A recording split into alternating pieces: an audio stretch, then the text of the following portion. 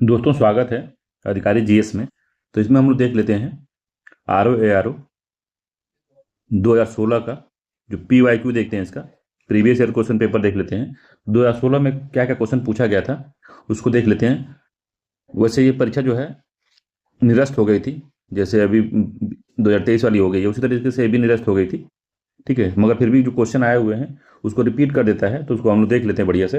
ठीक है, इससे पहले हिंदी हिंदी का भी हम लोग अपलोड कर रहे हैं, तो प्लेलिस्ट है, प्लेलिस्ट में आप उसको जाकर देख लीजिएगा। और सबसे बेहतरीन क्वेश्चन का संकलन यहाँ पे है इसके। ठीक है, जैसा इसमें लिखा है, जैसे इसमें पेपर जैसे दिख रहा है आपको, ऐसे ही सेम टू सेम पेपर आएगा। बस थोड़ा सा परिवर्तन ये हुआ है कि अब 200 क्वेश्चन एक ही साथ रहेगा।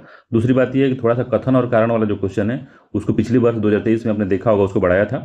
तो उसके हिसाब से क्वेश्चन तो यही रहेंगे, बस स्टेटमेंट बढ़ा देगी, बाकी जो भी कॉन्सेप्ट है, जो भी इसका थ्योरी है, यही रहेगा। ठीक है, तो चलिए हम लोग देखते हैं क्या होता है। तो इसमें प्राचीन भारत के इतिहास पहले देखते हैं।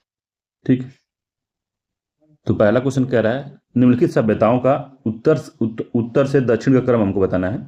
तो उत्तर से दक्षिण का क्रम हमको बताना है। ठीक है, तो पहला माया, एजटेक, मुइस्का, इंका। दूसरा है माया, मुइस्का, इंका, एजटेक। ठीक है, एजटेक, मुइस्का, माया, इंका, एजटेक, माया, मुइस्का, इंका। तो अगर आप यूपीएससी की तैयारी कर रहे होंगे और उसका PYQ देखे होंगे तो बहुत पुराने समय में इसको क्वेश्चन को पूछा है, तो वहीं से इसको लिया गया है। ठीक है, ठीक है, तो इसका मैप हम जैसे बना लेते हैं। जैसे मान लीजिए कि ये अलास्का वाला मैप है, ये अलास्का है, ये वाला। और यहाँ पे हम बनाते हैं, छोटा बनाते हैं इसको, बहुत बड़ा हो गया। तो अब अलास्का से बन रहा है, और ये जो है कैलिफोर्निया वाला क्षेत्र है। ठीक है, ये है। और यहाँ से देखे होंगे ये थोड़ा सा आगे है, तो ये उत्तरी अमेरिका से मान लिए, उत्तरी अमेरिका है। ये मध्य अमेरिका है, ये जो है दक्षिणी अमेरिका है। ठीक है, तो इसमें देखिए आप पहले कि जो ये मैक्सिको वाला क्षेत्र है। ठीक है, ये मैक्सिको वाला जो क्षेत्र है, और ये मध्य अमेरिका, ग्वाटेमाला वगैरह यहाँ पे है, ग्वाटेमाला है, पनामा है। ठीक है, अल साल्वाडोर है। अब यहाँ पे आएंगे तो यहाँ पे कोलंबिया वाला क्षेत्र है, कोलंबिया है। और ये वाला जो क्षेत्र है इधर वाला, ये पश्चिमी दक्षिणी अमेरिका है। ठीक, तो इसमें सबसे पहले एजटेक थी, तो एजटेक मैक्सिको में थी। ठीक है, मैक्सिको में एजटेक थी। माया जो थी, माया पूरा ये वाला क्षेत्र में जो थी, पूरा माया थी। माया सभ्यता ये वाले क्षेत्र में थी, ये वाली। यहाँ तक एजटेक थी, ये माया थी। जो मुइस्का थी, ये कोलंबिया वाला क्षेत्र था, ये था, ये थी मुइस्का। ठीक है, तो यहाँ देखिए एजटेक, माया, ये मुइस्का, और ये पश्चिमी, इधर वाला जो क्षेत्र है, पश्चिमी दक्षिण अमेरिका वाला जो क्षेत्र है। ठीक है, दक्षिण अमेरिका के पश्चिमी भाग में है। इस भाग में क्या थी, तो इंका थी, जिसमें पेरू, इक्वाडोर, चिली वगैरह आता है।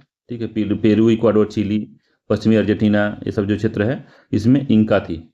तो ये सभ्यता चल रही थी, तो इसी के बारे में पूछा है वो। ठीक है, तो ये जो है यूपीएससी का रिपीटेड क्वेश्चन है। ठीक है, तो डी आंसर इसका सही है। ठीक है, अगला क्वेश्चन है वैदिक सभ्यता के बारे में बताना कि ऋग्वेद कैसे क्या है। तो ऋग्वेद क्या है? ऋग्वेद है तो स्रोतों का संकलन है, कथाओं का संकलन है, शब्दों का संकलन है, या युद्ध का ग्रंथ है। तो क्या है ये? तो ये स्रोतों का संकलन है, ए आंसर सही है। तो वैदिक ग्रंथों में सबसे प्राचीन ग्रंथ ऋग्वेद है, जिसमें मुख्यतः स्रोतों का संकलन है। ऋग्वेद में 10 मंडल हैं। तो ये तो पूरा हमने बताया है आपको मेरे क्रैश कोर्स में। ठीक है, प्राचीन भारत का क्रैश कोर्स अपलोडेड है, उसको वहाँ से देख लीजिए। तो सारा चीज़ उसमें बढ़िया से दिया गया है, कौन क्या है, कौन ऋषि इसका होता ऋषि होता है। ठीक है, तो ऋग्वेद के मंत्रों को यज्ञों के अवसर पर देवताओं की स्तुति हेतु जो होत्री है, होत्री या होता कहते हैं इसको, ऋषियों द्वारा उच्चारित किया जाता है। ठीक है, आयतरेय, कौशतकी, ऋग्वेद के 2 ब्राह्मण ग्रंथ है। तो ब्राह्मण ग्रंथ है, क्रैश कोर्स में बढ़िया से बताया है, उसको आप वहाँ से देख लीजिएगा। अगला क्वेश्चन है कि बुद्ध द्वारा रूपांतरित निम्न व्यक्तियों में से कौन सा अंतिम था। तो कौन अंतिम व्यक्ति था जिनको बुद्ध ने दीक्षा दी थी, वो अंतिम व्यक्ति कौन था, उसको बताना है आपको। ठीक है, तो आनंद है, वसुमित्र है, गोशल है, या सुभद है। तो सुभद था, डी आंसर सही है, सुभद था वो जो अंतिम व्यक्ति था जिसको दीक्षित किए थे कौन, तो बुद्ध ने। जबकि आनंद उनका सबसे जो है, सर्व मतलब कि प्रिय शिष्य था कुल मिलाकर। ठीक है, इसी के अनुरूप से महात्मा बुद्ध ने स्त्रियों को बौद्ध संघ में, या बौद्ध धर्म में दीक्षा दी थी स्त्रियों को। अब बौद्ध संघ में आने की अनुमति मिली थी महिलाओं को। अगला क्वेश्चन है मौर्य और मौर्योत्तर काल से है। कह रहा है कि निम्नलिखित शासकों में से किसके लिए एका ब्राह्मण प्रयुक्त होता है। तो एका ब्राह्मण पुष्यमित्र शुंग है, खारवेल है, गौतमीपुत्र सतकर्णी है और सुदर्शन है। तो कौन था? तो ये भी इंपॉर्टेंट क्वेश्चन है। इसको भी हमने बताया है कि अद्वितीय ब्राह्मण उसको कहा जाता था, गौतमीपुत्र सतकर्णी था ये। उसको कहा था कि अपने आप कहता था कि अद्वितीय ब्राह्मण अपने आप कहता था। तो एका ब्राह्मण या अद्वितीय ब्राह्मण सातवाहन शासक गौतमपुत्र सतकर्णी को गौतमी बल्लभी के नासिक अभिलेख में ये दिखा गया है। तो ये भी बल्लभी बल श्री जो थी, गौतमी बल श्री, ये नासिक अभिलेख किसका है? तो इसको भी हमने बताया था आपको कि नासिक अभिलेख किसका है। तो गौतम पूर्ण सतकर्णी जो है, गौतमी पुत्र सतकर्णी सातवाहन वंश का सबसे महान शासक था, जिसने सैनिक विजयों की जानकारी इसके माता गौतमी बलश्री के नासिक अभिलेख की जो प्रशस्ति वहां से प्राप्त होती है, और इसे ब्राह्मण का एकमात्र रक्षक कहा गया है, और इसने क्षत्रियों का नाशक भी कहा जाता है इसको। अगला है गुप्त काल एवं गुप्तोत्तर काल के बारे में है। तो पहला है समुद्रगुप्त के प्रयाग प्रशस्ति वाले स्तंभ पर निम्नलिखित में से किसका लेख मिलता है। तो समुद्रगुप्त जो प्रयाग में है, जो इलाहाबाद में है, उस प्रशस्ति पे और किसका लेख मिलता है? तो जहांगीर है, शाहजहां है, औरंगजेब है, दारा शिकोह है। तो मिलता है जहांगीर का। ठीक है, ये आंसर सही है पांचवें का। तो हरिसेन रचित प्रयाग प्रशस्ति समुद्रगुप्त के विषय में जानकारी का एक प्रमुख स्रोत है, जिसमें जहांगीर एक लेख, अशोक की रानी कारुवाकी का लेख है, और अशोक का निर्देश भी खुदा हुआ है। तो अशोक का भी है, समुद्रगुप्त का भी है। उल्लेखनीय है कि अभिलेख मूलतः कौशाम्बी में स्थापित है, जिसमें अकबर द्वारा इलाहाबाद के किले में स्थापित किया गया था। तो इसमें जो है जहांगीर के बारे में भी लेख मिलता है। ठीक है, ये आंसर सही है इसका। अगला है निम्नलिखित में से कौन सा सही सुमेलित नहीं है। तो कुषाण, गुप्त, सातवाहन, कुलचेरी। तो कह रहा है कि कौन सा जो है सही सुमेलित नहीं। तो कुषाणों ने स्वर्ण एवं ताम्र के सिक्के चलाए थे, सही बात है। गुप्तों ने स्वर्ण एवं चांदी के सिक्के चलाए थे, भी ठीक है। सातवाहनों ने शीशे का सिक्का चलाए थे, लोग शीशे का सिक्का चलाया था। ठीक है, शीशे का सिक्का जो है प्रथम वंश यही था, सातवाहन ही थे, शीशे का सिक्का चलाए थे इसने। कुलचीरी ने स्वर्ण, रजत और ताम्र तीनों को चलाए थे। तो सी आंसर इसका गलत है, यही सही सुमेलित नहीं है। सातवाहनों ने शीशे का सिक्का चलाने वाला प्रथम वंश बना था।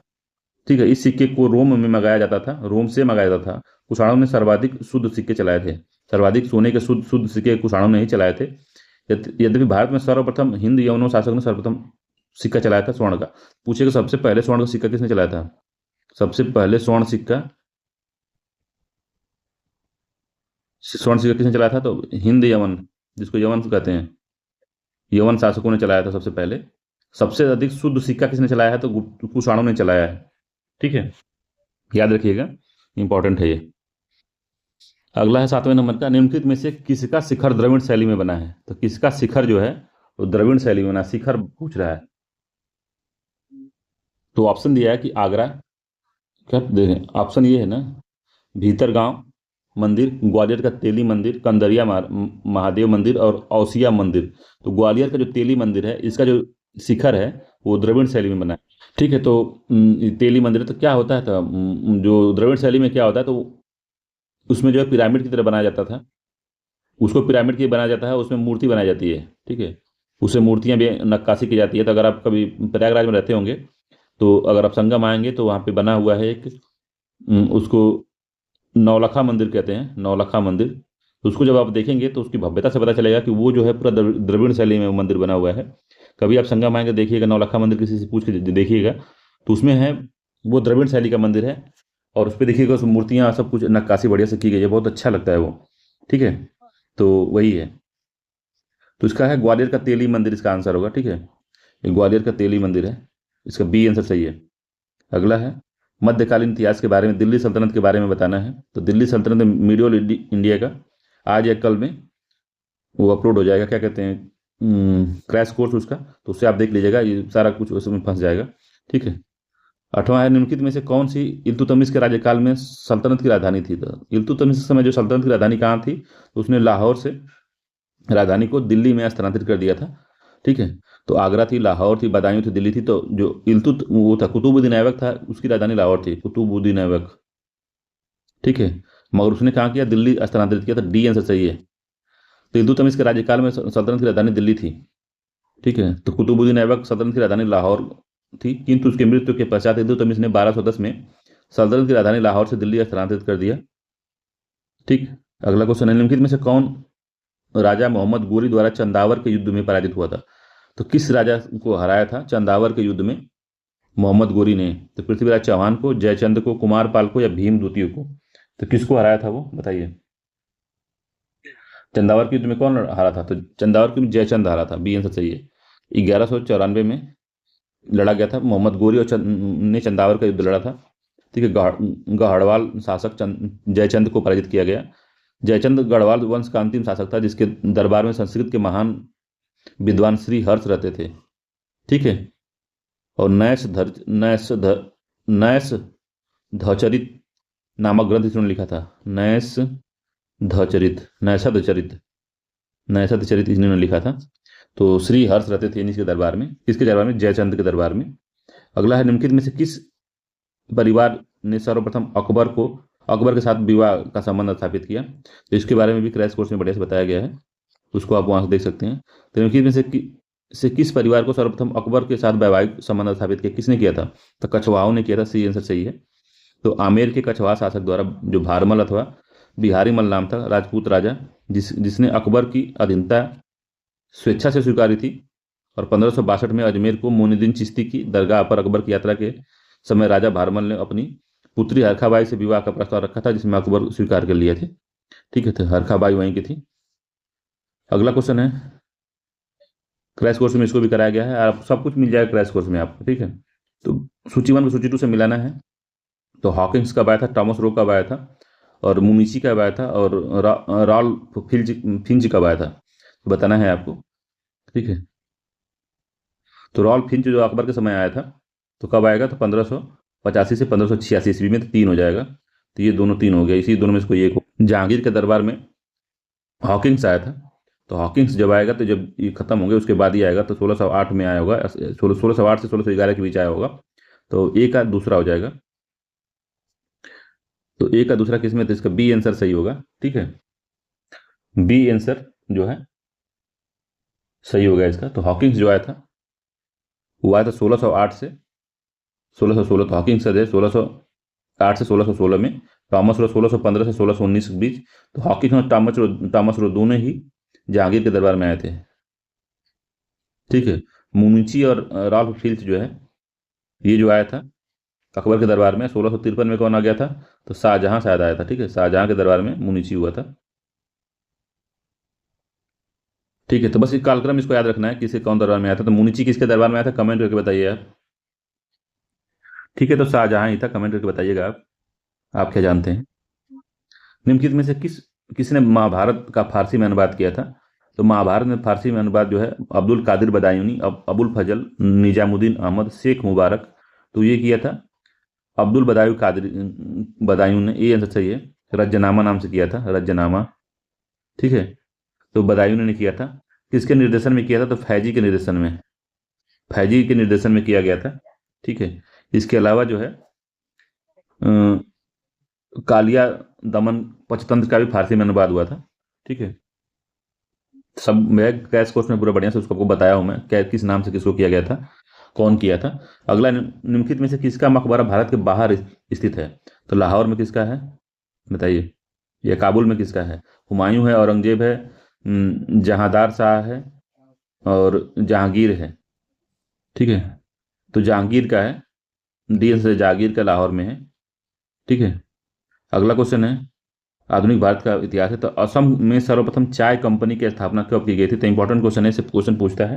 तो असम में जो है चाय कंपनी की स्थापना सबसे पहले कब की गई थी?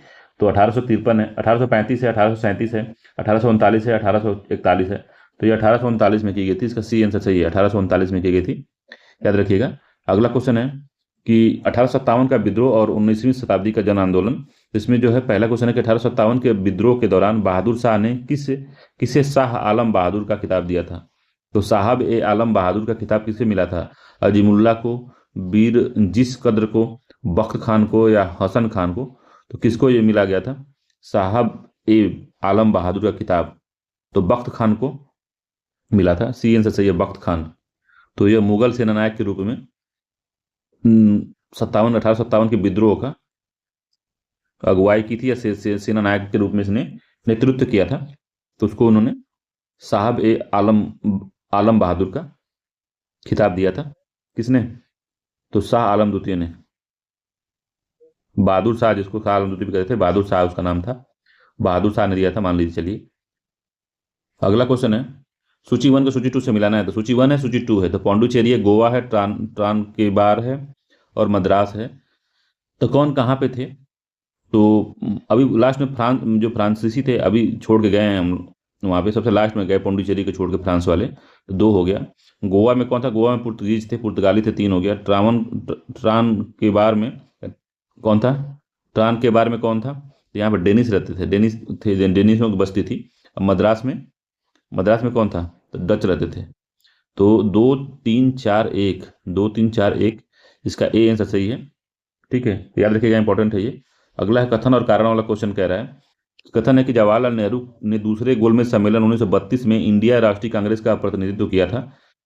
तो जवाहरलाल नेहरू ने कि गांधी जी ने किया था, पहला गलत हो गया। अगला है कि गांधी इरविन समझौता 1931 में भारतीय राष्ट्रीय कांग्रेस का दूसरे गोलमेज सम्मेलन 1931 में भाग लेना अंतर्निहित था। तो कौन सा जो है कथन इसमें सही है? क्या कौन सा सही है ये बताना है।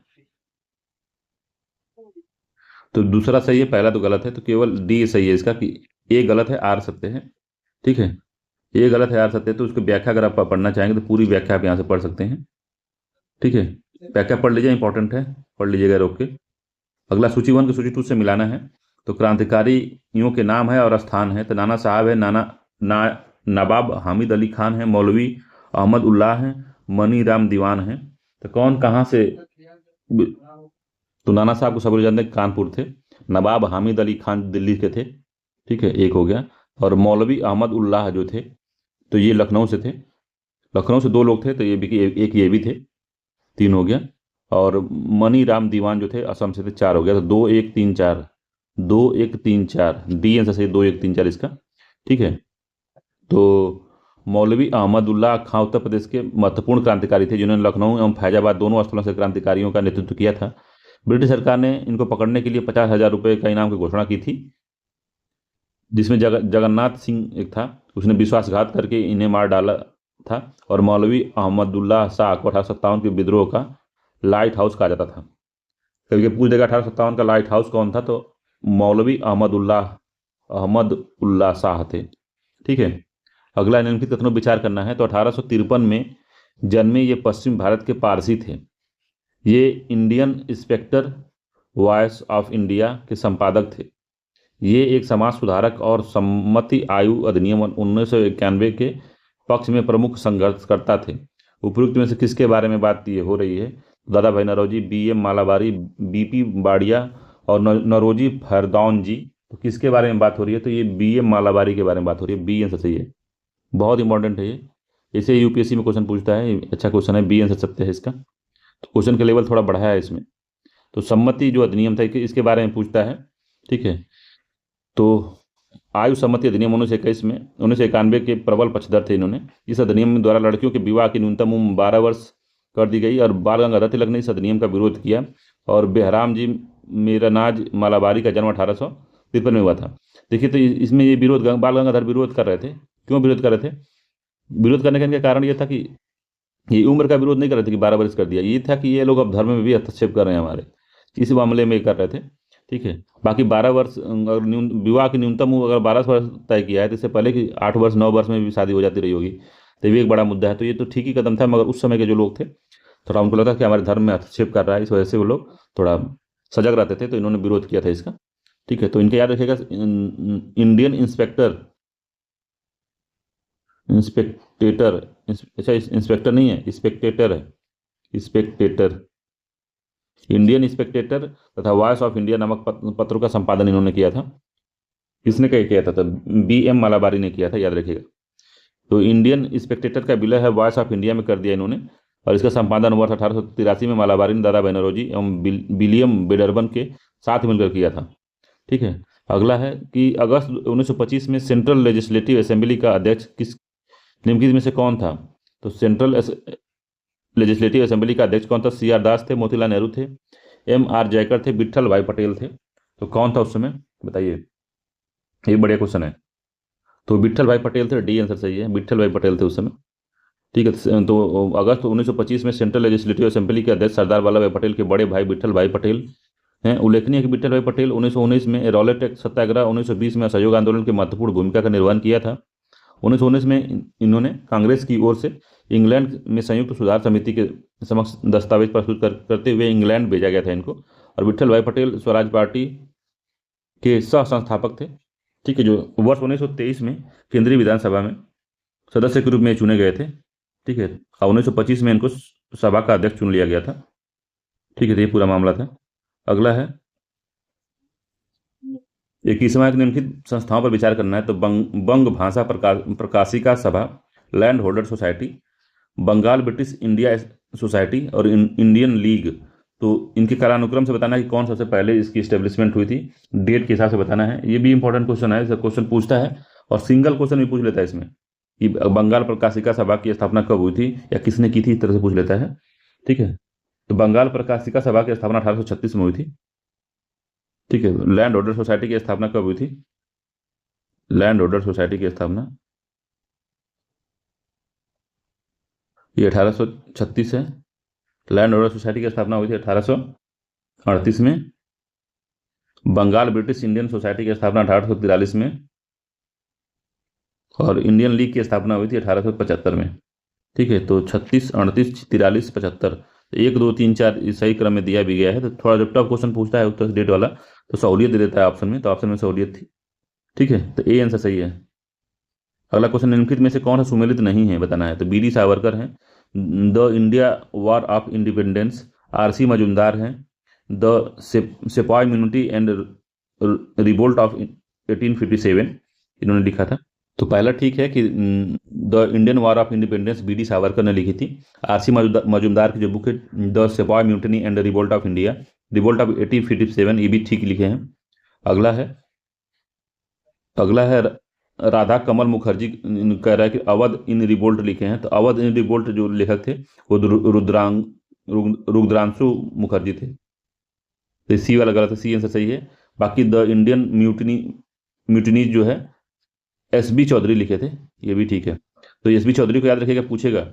और ये रुद्रांशु मुखर्जी का पूछा है एक बार, तो आगे पूछने की संभावना भी है। तो इसको बढ़िया से देख लीजिएगा, इसको नोट कर लीजिए। जब आए ना, जब नाम सुने ना रहे तो उस वाला तुरंत नोट करिए, सी बी चौधरी को भी नोट कर लीजिएगा। ठीक है, इंपॉर्टेंट है, याद रखिएगा।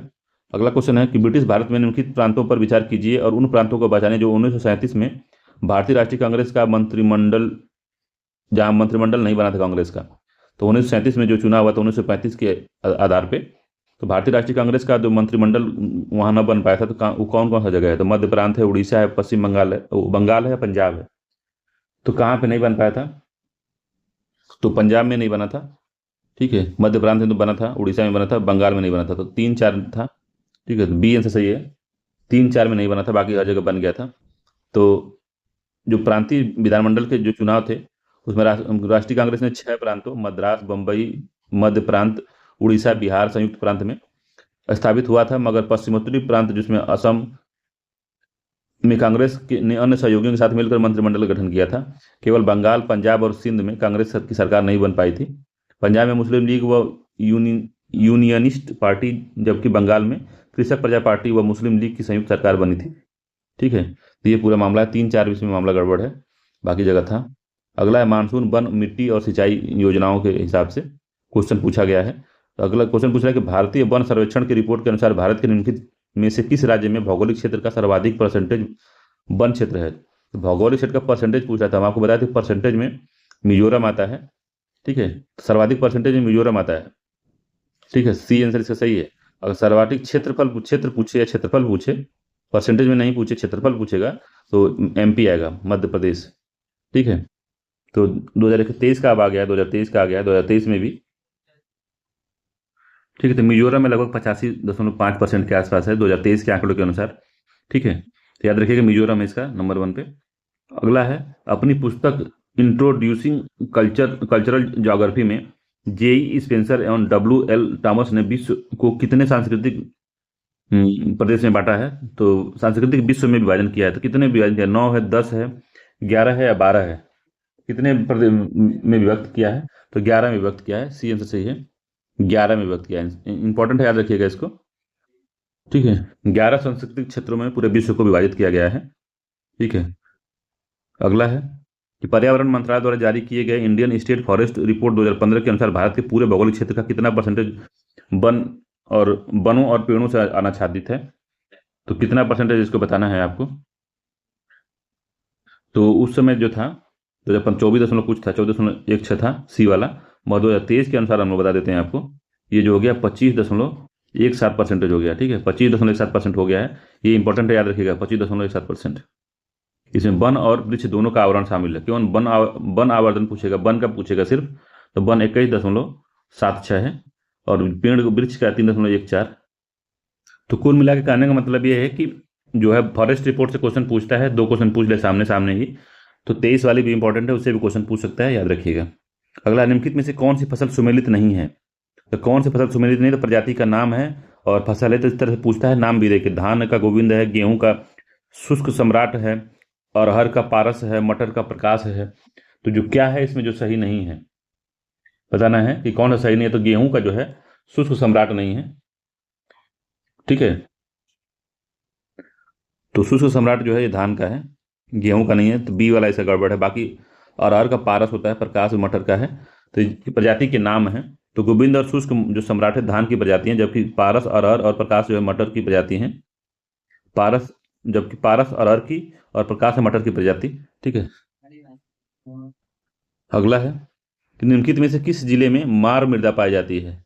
तो मार मृदा कानपुर, प्रतापगढ़, सीतापुर, झांसी। तो मार मृदा जो है झांसी में पाई जाती है, बुंदेलखंड वाले क्षेत्र में। तो डी आंसर से झांसी में। तो बुंदेलखंड का क्षेत्र में झांसी, ललितपुर, बांदा आदि जिले आते हैं। उल्लेखनीय कि काली मिट्टी के 2 प्रकार होते हैं, एक कावड़ मृदा होती है, एक मार मृदा होती है। तो मार मृदा में गेहूं व कपास के लिए उपयुक्त होती है। तो मार मृदा जो है उत्तर प्रदेश में झांसी वाले क्षेत्र में पाई जाती है, ललितपुर में पाई जाती है, जो कि बुंदेलखंड वाला क्षेत्र है। अगला है कि भारत में फसलों की बुआई के अंतर्गत शुद्ध बोया क्षेत्रफल लगभग कितना है? तो शुद्ध क्षेत्रफल है कि जिसमें बुआई होती है वो कितना है? तो 12 करोड़, 16 करोड़, 14 करोड़, 17 करोड़। तो कितना है भाई बताइए। तो 14 करोड़ के आसपास है, सी आंसर सही है। शुद्ध बुआई वाला जो क्षेत्रफल है 14 करोड़ के आसपास है, इसको याद रखिएगा। अगला है कि निम्नलिखित में से किस कण का व्यास 0.002 मिलीमीटर से कम होता है? 0.002 मिलीमीटर से कम किसका व्यास होता है? तो मृतिका का, गाद का, महीन बालू का, वृत्त में से कोई नहीं, तो वो मृतिका है। ठीक है, ए आंसर सही है, मृतिका का होता है। ठीक, क्ले कहते हैं शायद इसको, मृतिका को। तो देखिए, तो मृतिका का जो है 0.002% 2 मिलीमीटर है, गाद का 0.002 मिलीमीटर से 0.06 मिलीमीटर के मध्य है, महीन बालू का 0.06 से 2 मिलीमीटर के आसपास है। ठीक है, कथन और कारण वाला क्वेश्चन 31 नंबर का। कथन कह रहा है कि भारत में वन क्षेत्र का ह्रास भारत के जननांकीय संक्रमण से प्रत्यक्ष संबंधित रहा है। इनका कहने का मतलब कि जैसे जैसे जनसंख्या बढ़ रही है वैसे वनों का ह्रास हो रहा है, ये पूरा जुड़ा जुड़ा हुआ है। तो क्या ये बात सही है?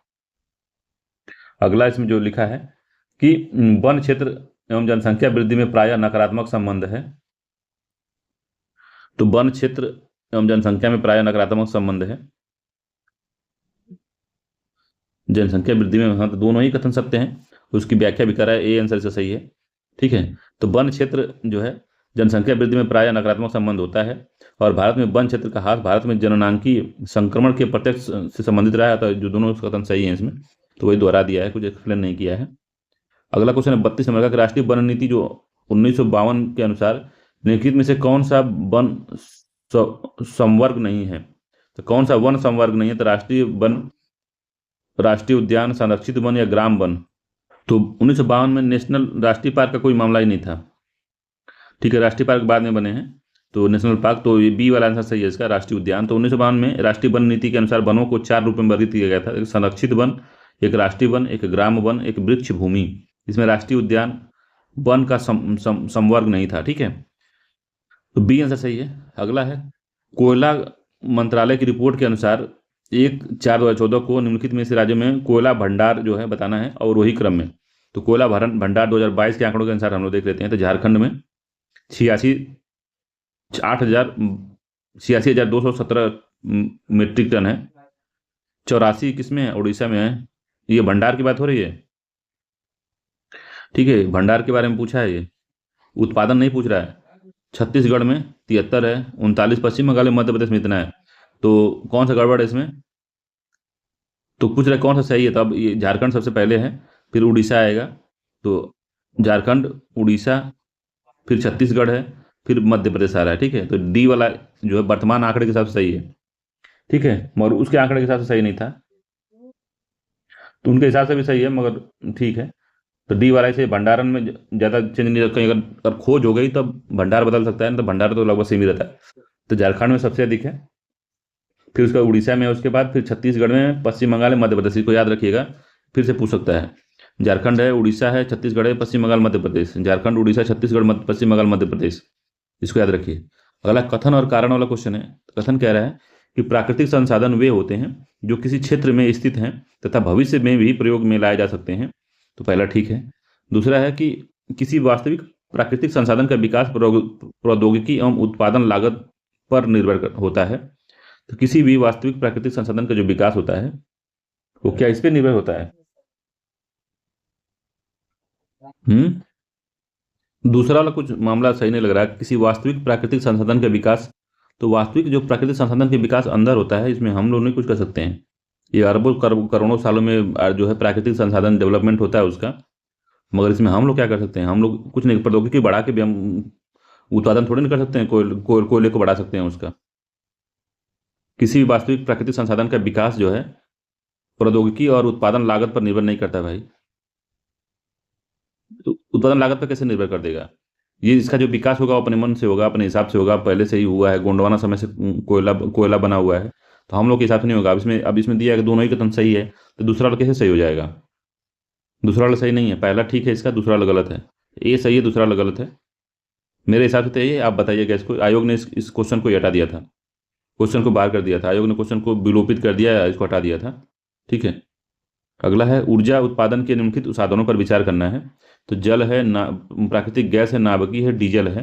तो कह रहा है कि भारत में ऊर्जा उत्पादन की कुल प्रतिस्थापित क्षमता उनके प्रति संतांश 30 सितंबर 2016 के अनुसार अवरोही क्रम में व्यवस्थित करना है। 2022 का जो है उसे देख लेते हैं। तो सर्वाधिक जो है जल विद्युत है, सर्वाधिक जल विद्युत है। उसके बाद गैस से 6.2 है, फिर नाभिकीय 1.7 है, नाभिकीय कम है। 0.1 किससे? डीजल से है।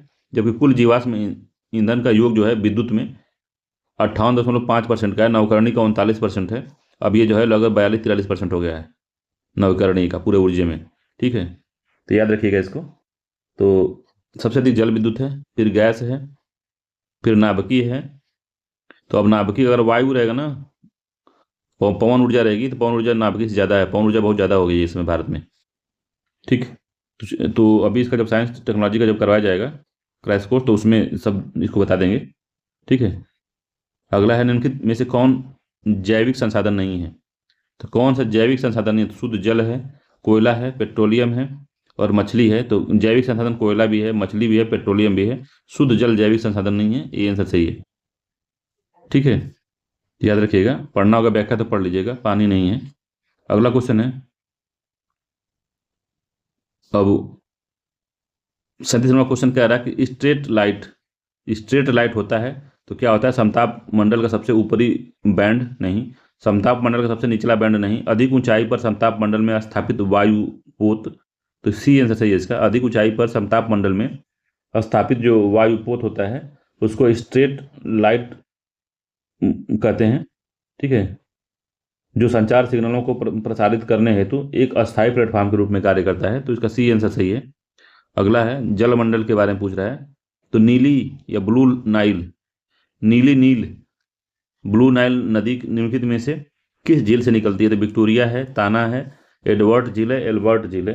तो ताना झील से निकलती है, बी आंसर सही है। तो नील नदी जो है अफ्रीका के इथोपिया में अवस्थित ताना झील से निकलती है। ठीक है, ताना से, बी आंसर सही है, ताना से। अगला निम्नलिखित में से सागरों का पश्चिम से पूर्व की तरफ लिखना है। पश्चिम से पूर्व जाना है हमको, तो पश्चिम से पूर्व की तरफ जाना है। बताइए, काला सागर, भूमध्य सागर, कैस्पियन सागर, अरब सागर।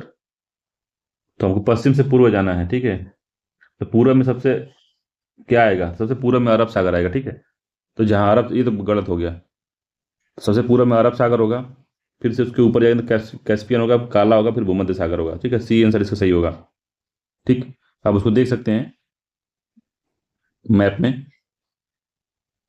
अगला है सूची 1 को सूची 2 से मिलाना है। नदियां हैं प्रवाहित कहाँ होती हैं, तो लीना है, आमूर है, टिगरी से माही है।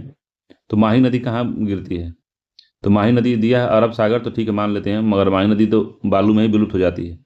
3 है। अगला है 3 देख लीजिए किसमें है, तो बस 3 पहले में है, तो इसका ए आंसर सत्य हो चुका है। लीना नदी जो है आर्कटिक सागर में गिरती है, तो 3 हो गया। अगला अब देखते हैं, आमूर नदी है। आमूर भी, आमूर फाल्कन नाम सुने हैं ना, आमूर फाल्कन एक पक्षी है, तो आमूर फाल्कन जब आता है तो यही नदी के आसपास रहता है, जब ठंडी यहाँ पड़ने लगती है तो भाग आता है इधर। तो बी है, तो ये जो बहती है, तो ये रूस में चीन में बहती है, ठीक है। पहले लीना रूस में बहती है। तो आमूर कहाँ गिरेगी, प्रशांत में गिरेगी कि आर्कटिक में गिरेगी कि फारस के खाड़ी में गिरेगी, कहाँ गिरेगी बताइए। तो प्रशांत महासागर में गिरेगी, ठीक है, 4 हो गया। टिग्रिस है, अब ये जो रसिया से चलती है फिर उधर चाइना होते हुए जाके प्रशांत में गिरती है। टिग्रिस कहाँ है, तो टिग्रिस कहाँ, फारस की खाड़ी है। तो 3 4, क्या गड़बड़ कर दिए। तो लीना कहाँ गिरी है, तो लीना आर्किड में गिर रही है, आमूर प्रशांत में गिर रही है, और माही जो है 3 हो गया है। ये फारस, टिग्रिस फारस की खाड़ी में गिर रही है, तो 2 4 1 3, ये आंसर इसका सही है, ठीक है। देख लीजिए यहाँ पे करीबा बांध निर्मित है, तो करीबा बांध कहाँ पे निर्मित है, तो काफ्यू नदी, जाम्बेजी नदी, चंबेसी नदी, काम्बोम्पो नदी, तो किस पे करीबा है, तो जाम्बेजी नदी पे, बी आंसर सही है। तो जाम्बेजी नदी कहाँ पे है, तो अब ये अफ्रीका महाद्वीप के का प्रमुख बांध है ये, ठीक है। तो असवान बांध जो मिस्र में नील नदी पर है, तो ये भी पूछता है, असवान बांध नील नदी पर है। ये अफ्रीका के महाद्वीप का सबसे ऊंचा बांध है। कैंजी बांध जो है नाइजर नदी पर है। सेन्नार बांध नील नदी पर अवस्थित है। और जोम्बेजी नदी पर जो जाम्बिया में है और जिम्बाब्वे के बीच प्राकृतिक सीमा बनाती है, उस पर कौन सी है, तो जाम्बेजी नदी पे करीबा बांध स्थित है, इंपॉर्टेंट है, याद रखिएगा। अगला है कि पोत केंद्र निर्माण केंद्र है और राज्य है, तो ह्यूस्टन है, स्पैरोज पाइट है, न्यू ऑरलियंस है, कैमडेन है। तो कौन कहाँ पे है इसको हमको बताना है।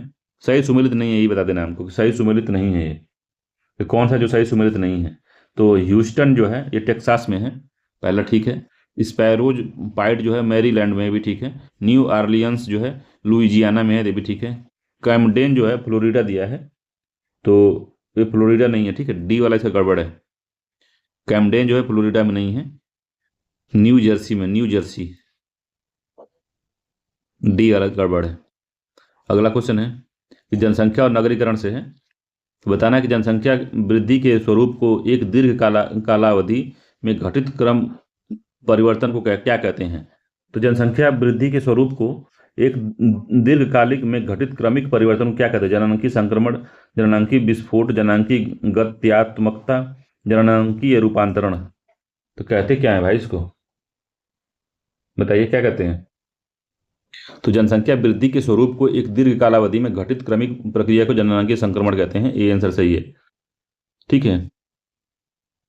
तो जनसंख्या वृद्धि के स्वरूप को दीर्घकालिक अवधि जननांकीय संक्रमण कहा जाता है। इसमें जन्म दर तथा मृत्यु दर के मध्य माध्यम से जनसंख्या में परिवर्तन की व्याख्या की जाती है। इसके 4 चरण होते हैं। तो प्रथम चरण में क्या होता है, प्रथम चरण में जन्म दर जो होती है एवं मृत्यु दर दोनों ही उच्च होती है।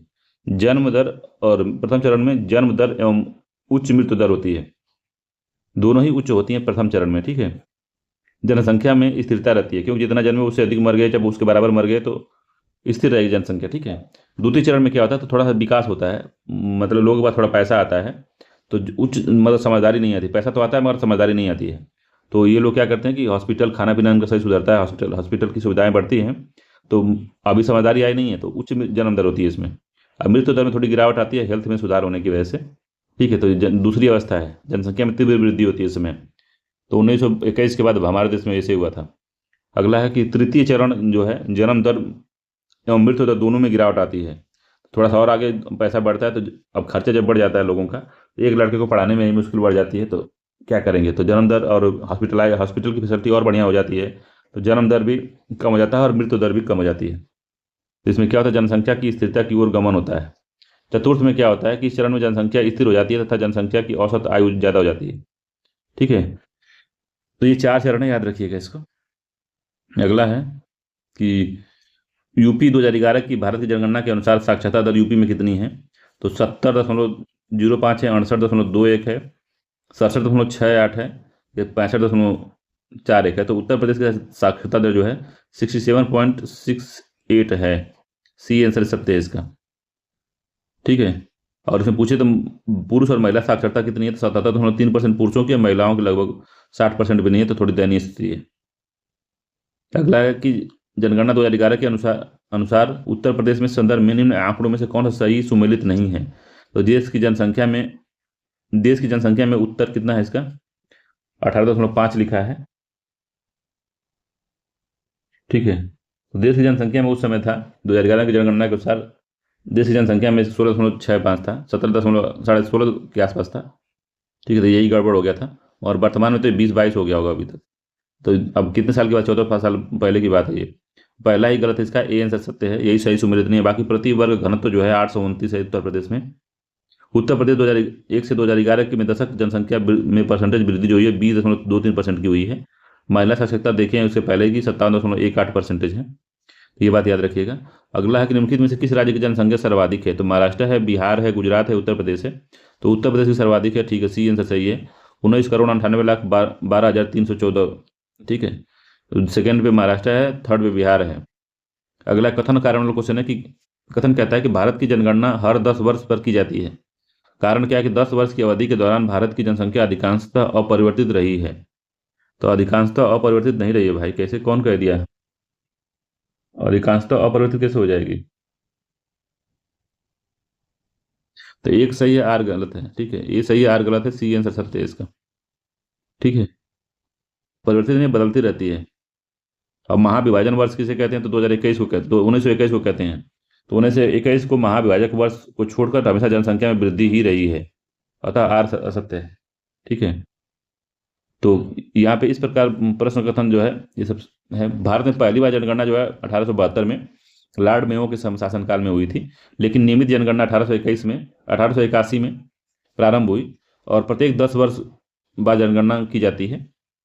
मगर अभी तो 14-15 वर्ष हो गया, अभी कुछ मामला आया नहीं जनगणना का। अगला, जनगणना 2011 के अनुसार निम्नलिखित में से किसकी जनसंख्या घनत्व सबसे कम है? तो किसका जनसंख्या घनत्व सबसे कम है?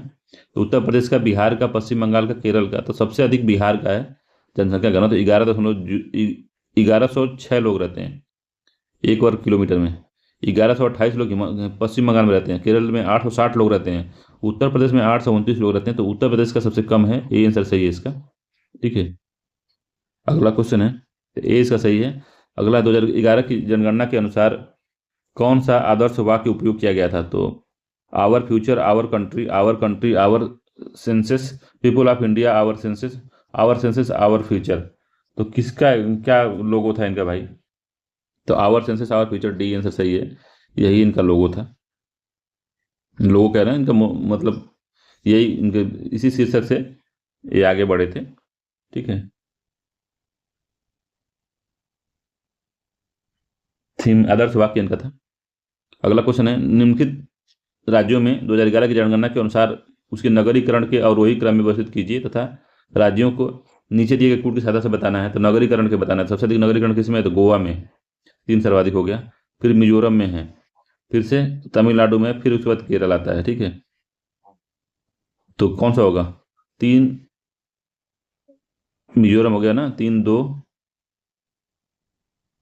तमिलनाडु, 4-1, 3-2-1-4, 3-2-1-4, ए आंसर सही है इसका। तो गोवा में 62% के आसपास है, मिजोरम में 52 है, तमिलनाडु में 48 है, और केरल में 47% है। ठीक है।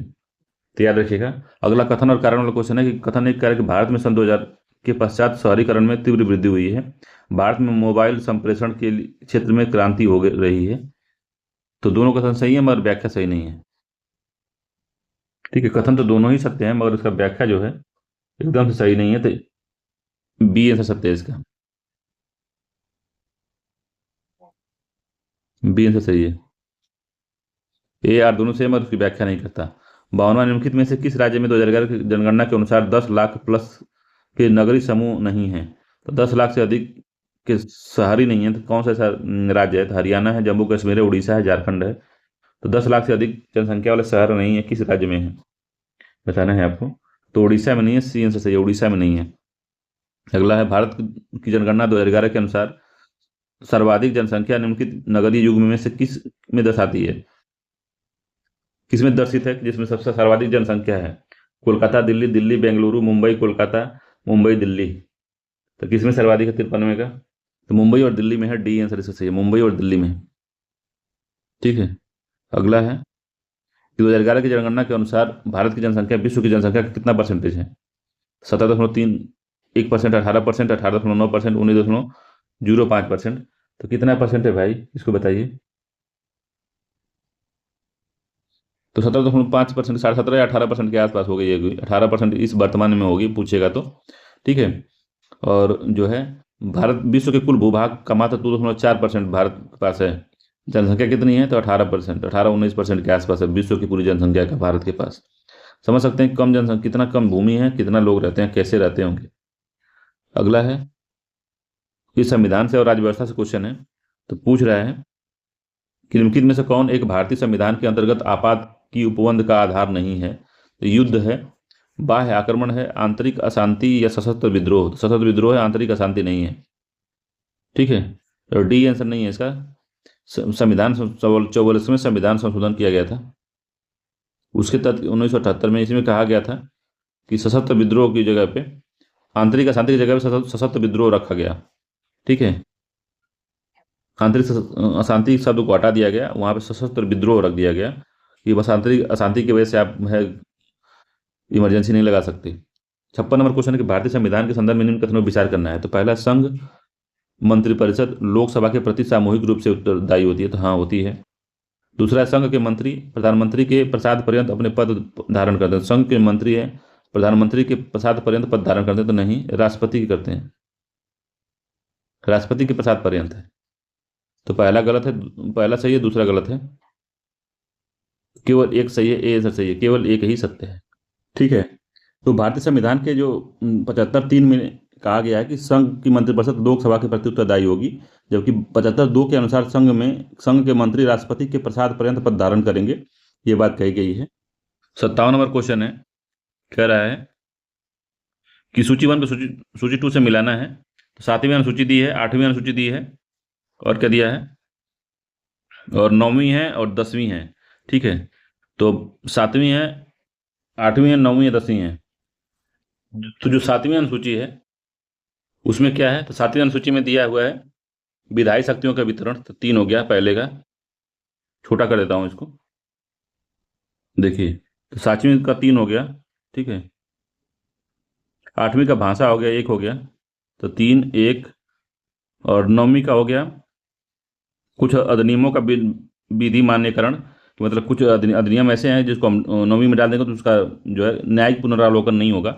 तो क्या हो गया उसका, तो उसका होगा 3 1 हुआ है। तो यहाँ देख ही लेते हैं, हटाइए, हो नहीं पा रहा मामला।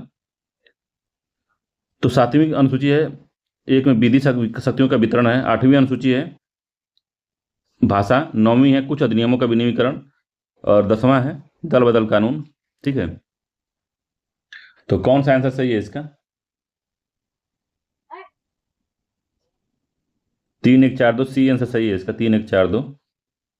निर्वाचन आयोग और राजभाषा से संबंधित है। तो क्वेश्चन बुक का 58 नंबर का, निम्नलिखित में से कौन सा भारतीय संविधान के अंतर्गत सुमेलित नहीं है?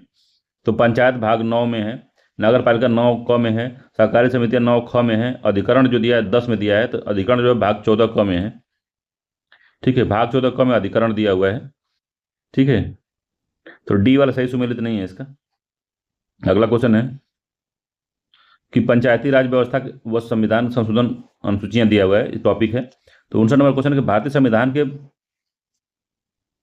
संविधान के प्राधिकृत हिंदी पाठ को निम्नलिखित संविधान संशोधन में से किसके द्वारा प्रकाशित करने के लिए अधिकृत किया गया है? तो भारतीय संविधान के प्राधिकृत हिंदी पाठ को निम्नलिखित संविधान संशोधन में से किसके द्वारा प्रकाशित करने के लिए अधिकृत किया गया है? तो 57वां, 58वां, 59वां और 60वां। तो 58वां संविधान संशोधन है, 98वां कॉन्स्टिट्यूशन अमेंडमेंट 1987 में है, बी आंसर सही है इसका। तो 98वां संविधान संशोधन 1987 के द्वारा संविधान के प्राधिकृत हिंदी पाठ को प्रकाशित करने के लिए अधिकृत किया गया है। इस अधिनियम द्वारा संविधान के भाग 22 में संक्षिप्त नाम प्रारंभ के बाद हिंदी में प्राधिकृत पाठ को जोड़ा गया है तथा अनुच्छेद 394 क को में शामिल किया गया है इसको। ठीक है, तो संविधान के प्राधिकृत हिंदी पाठ को प्रकाशित करने के लिए अधिकृत किया गया 58वां संविधान संशोधन 1987 में। ठीक है, अर्थव्यवस्था से है। तो देखिए इस तरह से जो है पुरानी योजनाओं का इस तरह उसका डेट के साथ मिलान करवाता है। इंपॉर्टेंट है, इसको याद रखिएगा। इस तरह से कई बार क्वेश्चन पूछा है, यूपीपीसी सारा आर दोनों में पूछता है। ठीक है, तो कार्यक्रम है और सूची है शुरू करने का वर्ष है। तो स्वर्ण जयंती ग्राम रोजगार योजना, तो स्वर्ण जयंती स्वरोजगार योजना, जब ग्राम आएगा तो 3 होगा इसका 1999। ठीक है, और स्वर्ण जयंती शहरी योजना जब आएगी तो शहरी जो हुआ था, शहरी पहले शुरू हो गया था, उसके बाद ग्राम में शुरू हुआ था, तो 97 हो जाएगा ये।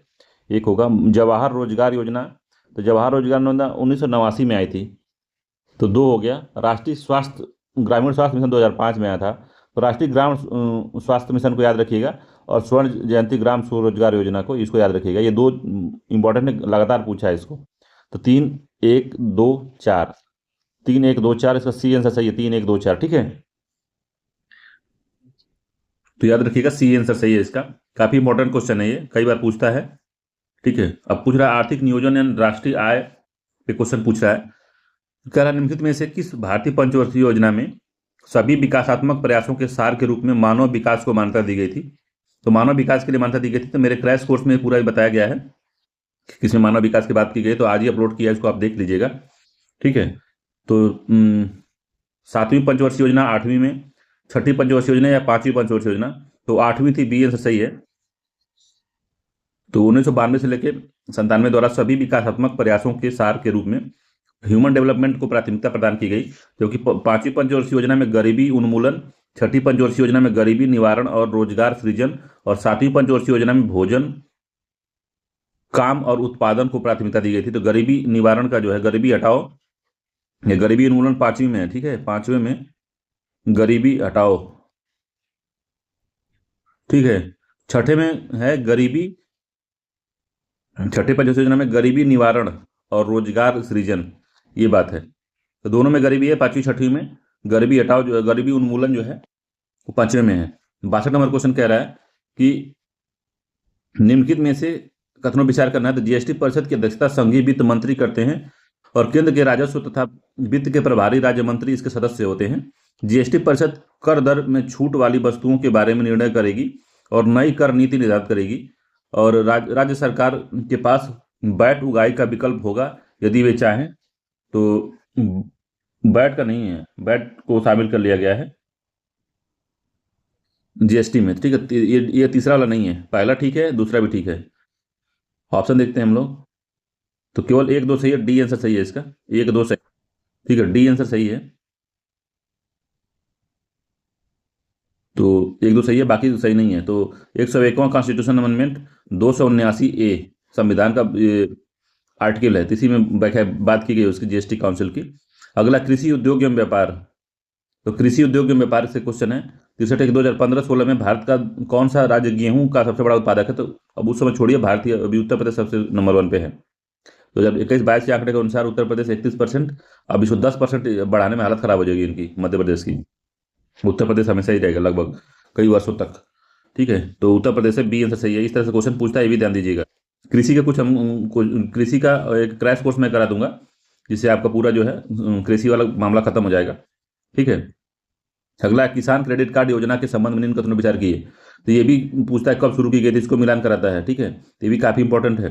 तो किसान केसीसी जो है, किसान क्रेडिट कार्ड योजना के संबंध में निम्न कथनों पर विचार करिए। पहला, किसान क्रेडिट कार्ड जो योजना है 2001 में शुरू की गई थी, तो नहीं, ये 1998 या 99 में शुरू की गई थी। ठीक है, पहला गलत है। यह योजना किसान को उसकी खेती की आवश्यक वस्तुओं के लिए पर्याप्त और समयानुकूल साख समर्थन प्रदान करती है, तो दूसरा ठीक है। 64वें को बताना है कौन सा सही है, तो बताइए कौन सा ठीक है इसमें।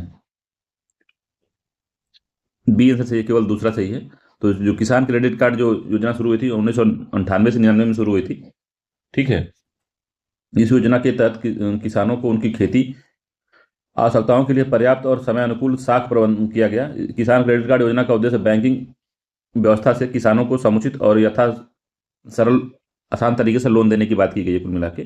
अगला क्वेश्चन नाबार्ड से है, तो बताना क्या सही है। तो नाबार्ड के बारे में तो पहला कि नाबार्ड संसद के अधिनियम द्वारा 1982 में स्थापित हुआ था। हाँ, स्थापित हुआ था। यह केवल कृषि के लिए साख की सुविधा प्रदान करता है। पूछ रहा है कौन सा कथन सही है इसमें। तो केवल कृषि के लिए ही नहीं देता, ठीक है। दूसरा वाला गलत है, पहला सत्य है इसका, तो केवल एक सत्य है, ए आंसर सही है, दूसरा गलत है। तो एक कृषि गैर कृषि क्षेत्र वित्तीय समावेशन और संस्थागत विकास के लिए ये लोन देता है, ठीक है। तो कथन एक सत्य है, कथन दो असत्य है। नाबार्ड ग्रामीण क्षेत्रों में कृषि तथा ग्रामीण विकास के लिए ऋण देता है, ऐसे नियंत्रित भी करता है ऋण को ग्रामीण विकास के लिए, ठीक है। एमएसएमई के बारे में बताना है।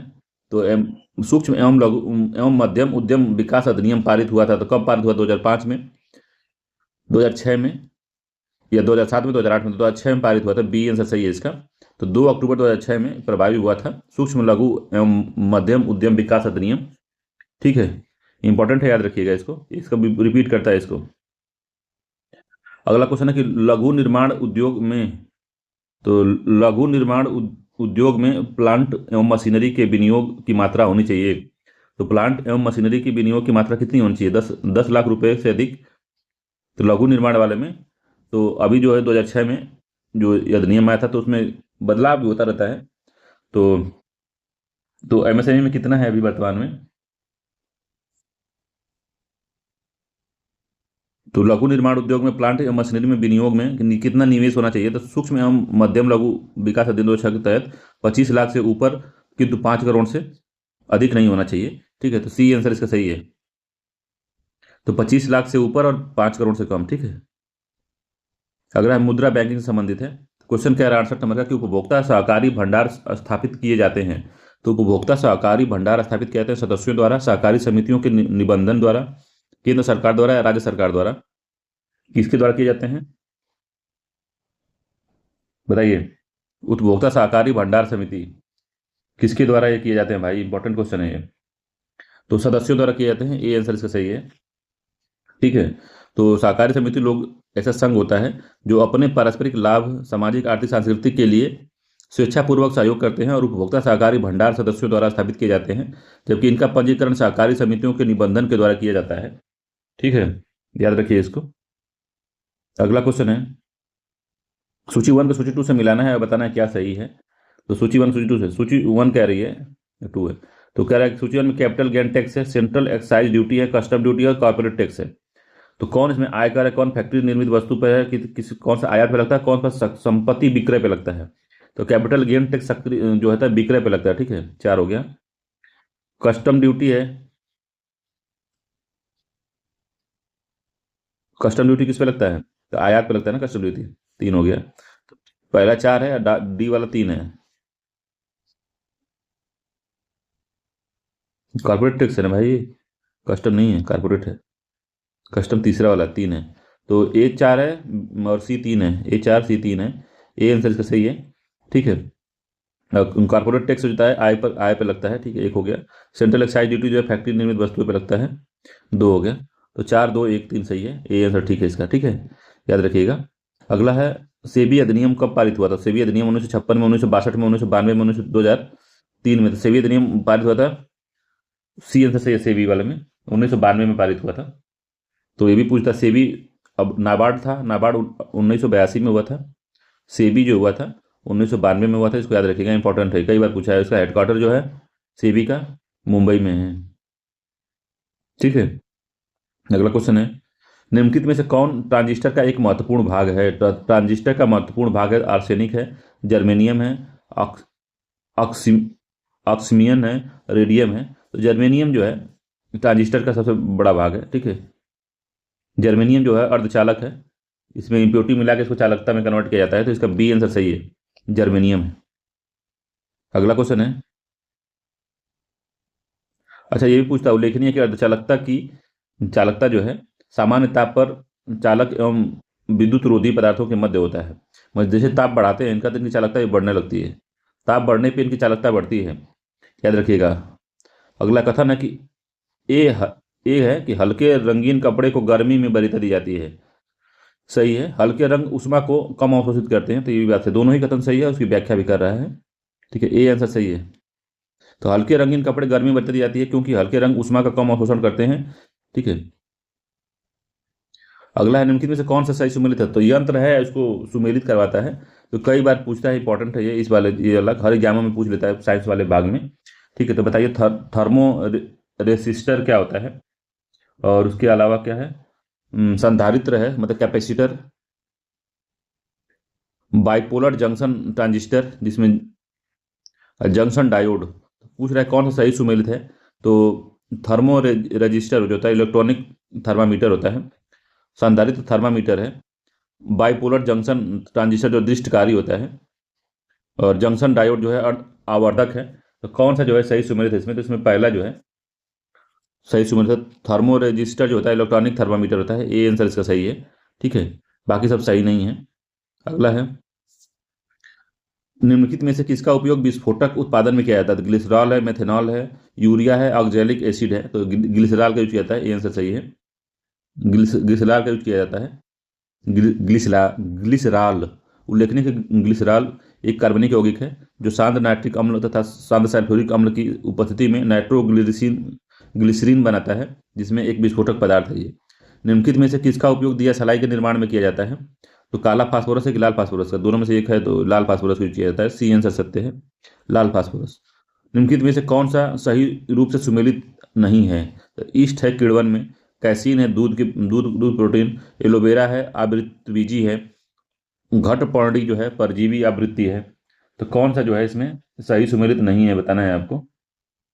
तो ये जो घटपर्णी है ये परजीवी आवृत्ति बीज नहीं है। ठीक है, घटपर्णी, डी आंसर सही है इसका। बाकी जो है एलोवेरा आवृतबीजी है। ठीक है, तो ईस्ट किण्वन से प्राप्त होता है, जबकि कैसीन दुग्ध प्रोटीन है, एलोवेरा आवृतबीजी पादप है। ठीक है, जो घटपर्णी या नेपेथिस प्राय नाइट्रोजन की पूर्ति के लिए कीटों का भक्षण ही करते हैं। तो कीट को खाते हैं ये सब, मुंह खोले रहते हैं सब अपना, ऐसे ऐसे इस तरह से जाल बिछाते हैं सब, ऐसे ऐसे खुला रहता है, पहले से खुले रहेंगे सब ये, इस तरीके से ये खुले रहेंगे ऐसे, और यहाँ से ऐसे ऐसे रहता है। अब बीच में इनका फूल उठ ऐसे ऐसे खुल रहता है सब ऐसे। अब इसको देख के लालची बन के जब जैसे कीड़े इसमें घुसते हैं इसको खाने के लिए, तो ऊपर से धीरे धीरे बंद होने लगता है। बंद होता है, फिर इनका इसी में पूरा नाइट्रोजन, पूरा जितने इनका प्रोटीन होता है इनके शरीर में पूरा सोख लेते हैं सब, और खा जाते हैं सब। तो पौधे भी मांसाहारी होते हैं भाई। तो जिसमें ये नेपेथीन आता है, नेपेथिस आता है, और घटपर्णी आता है। 77 नंबर क्वेश्चन है कि कैस्कुटा अमर बेल जो होता है परजीवी आवृत्ति बीजी का एक उदाहरण है। तो पहला ठीक है। दूसरा है कि यह पोषी पौधों की पत्तियों से अपना पोषण प्राप्त करता है। तो नहीं, ये नहीं करता। ठीक है, तो अमर बेल देखे होंगे जो परजीवी आवृत्ति का एक उदाहरण है। यह पोषक पौधों के तने से भोजन प्राप्त करता है, खनिज लवण प्राप्त करता है, न कि पत्तियों से। ठीक है, इसलिए दूसरा गलत है, केवल एक ही सही है इसमें, डी आंसर सत्य है। एक से दूसरा गलत है। करनाल बंट रोग है, तो करनाल बंट रोग किस में लगता है? जौ में लगता है, गेहूं में, बाजरा में, ज्वार में। तो किस में लगता है ये? जौ में, गेहूं में, बाजरा में, ज्वार में। तो ये गेहूं में लगता है, बी आंसर सही है। करनाल बंट रोग जो है गेहूं की गुणवत्ता को प्रभावित करने वाला फफूंदी जनित रोग है। ठीक है, इसे कुष्ठ रोग भी कहा जाता है। अगला क्वेश्चन है 79 नंबर का, क्या निम्नलिखित में से कौन सा सही सुमेलित नहीं है? तो सही सुमेलित नहीं है हमको बताना है। 79 नंबर का, पादप पोषण तत्व है, कार्य है, तो नाइट्रोजन है तो वृद्धि एवं विकास, फास्फोरस है जड़ का विकास, पोटेशियम है इसका विकास, बोरॉन है इसका। तो किसका सही सुमेलित नहीं है, यही बताना है आपको, कौन सा सही सुमेलित नहीं है। तो पहला जो है कि नाइट्रोजन से वृद्धि एवं विकास होता है, ये बात सही है। फास्फोरस से जड़ का विकास होता है, ये बात सही है। पोटेशियम से स्टोमेटा के खुलने का एवं बंद होने का नियंत्रण होता है, ये भी ठीक है। बोरॉन से रोग प्रतिरोधक क्षमता बढ़ती है, ये भी ठीक है। तो चारों ही सत्य है इसमें, ए बी सी डी सभी सही हैं। स्टार मार्क कर लीजिए, सभी ठीक है इसमें, याद रखिएगा इसको। अगला है स्वप्रतिरक्षित रोग, अनुवांशिक रोग, पामा रोग, मानसिक रोग। तो कौन सा सही नहीं है? तो स्वप्रतिरक्षी रोग जो है संधिवाता संधिशोध। अब इंग्लिश होता तो पढ़ लेते इसको, पता नहीं क्या है। तो इस पहला ठीक है। दूसरा है अनुवांशिक रोग जो है क्षय रोग। तो टीबी जो है अनुवांशिक रोग नहीं है, क्षय रोग अनुवांशिक रोग नहीं है, गलत हो गया। पामा रोग चिंचड़ी है, ठीक है। मानसिक रोग मनोबिल विदलाता है, ठीक है।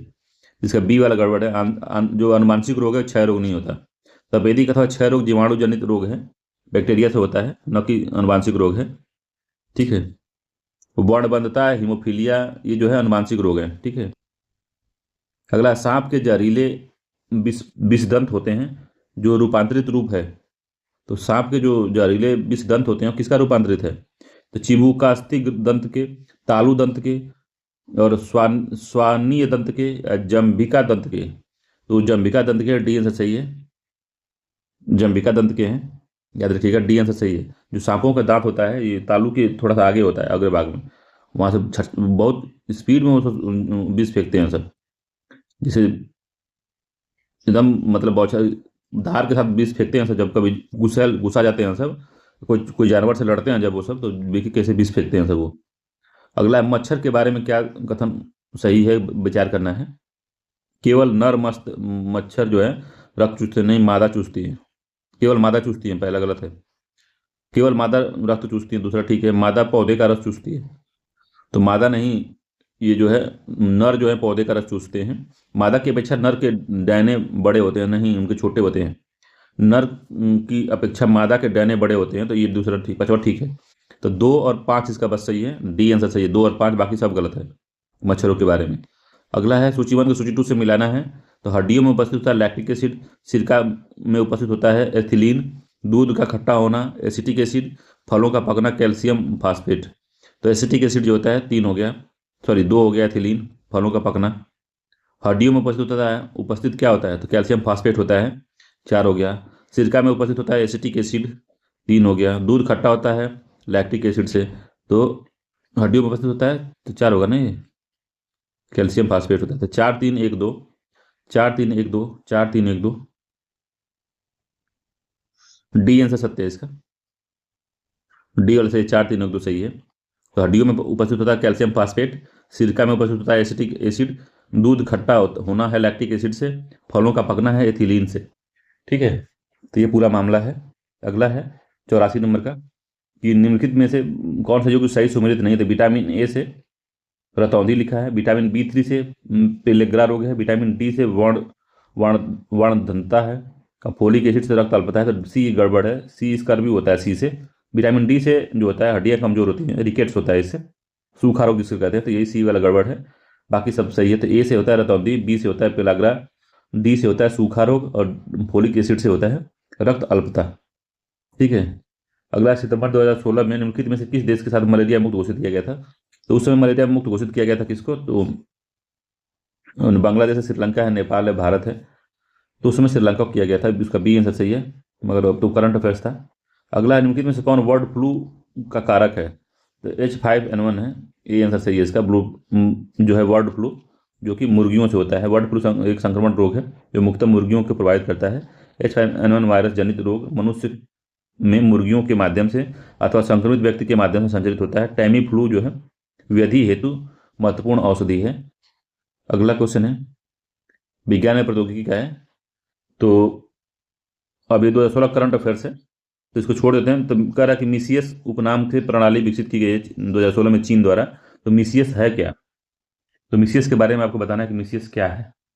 तो मिसियस एक चीन की संगीत प्रणाली है, एक क्वांटम उपग्रह है, एक कंप्यूटर गेम है, उपरोक्त में से कोई नहीं है। तो क्या है ये मिसियस? तो ये क्वांटम उपग्रह है, क्वांटम संचार उपग्रह है ये, बी आंसर सही है इसका। मिसियस है, काफी महत्वपूर्ण था। तो इसमें कोई हैकिंग वगैरह कुछ हो नहीं सकती है, कोई उसको छेड़छाड़ नहीं कर सकता है। अगला है 88 नंबर का, कि निम्नलिखित नाभिकीय संलयन रिएक्टर के विषय में निम्नलिखित कथनों विचार करना है। तो नाभिकीय रिएक्टर के बारे में बताना है सीधे।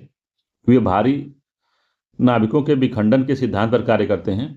दूसरा है कि साधारणतया उनकी टोकमाक डिजाइन होती है। वे बहुत अधिक तापक्रम पर कार्य करते हैं। तो कौन सा कथन जो है इसमें सही है? तो पहला, वे नाभिकों के विखंडन के सिद्धांत पर कार्य करते हैं, वे भारी नाभिकों के विखंडन पे। तो नाभिकीय संलयन जो होते हैं जो है हल्के नाभिकों के संलयन पे काम करते हैं, विखंडन पे नहीं, पहला गलत हो गया है। नाभिकीय संलयन रिएक्टर के बारे में बात कर रहा है, नाभिकीय विखंडन वाले रिएक्टर के बारे में नहीं बात कर रहा है ये। दूसरा, साधारण उनको टोकमाक डिजाइन की जाती है, ये भी सही है, और ये भी सही है। तो 2 3 इसका सही है, सी आंसर सही है इसका।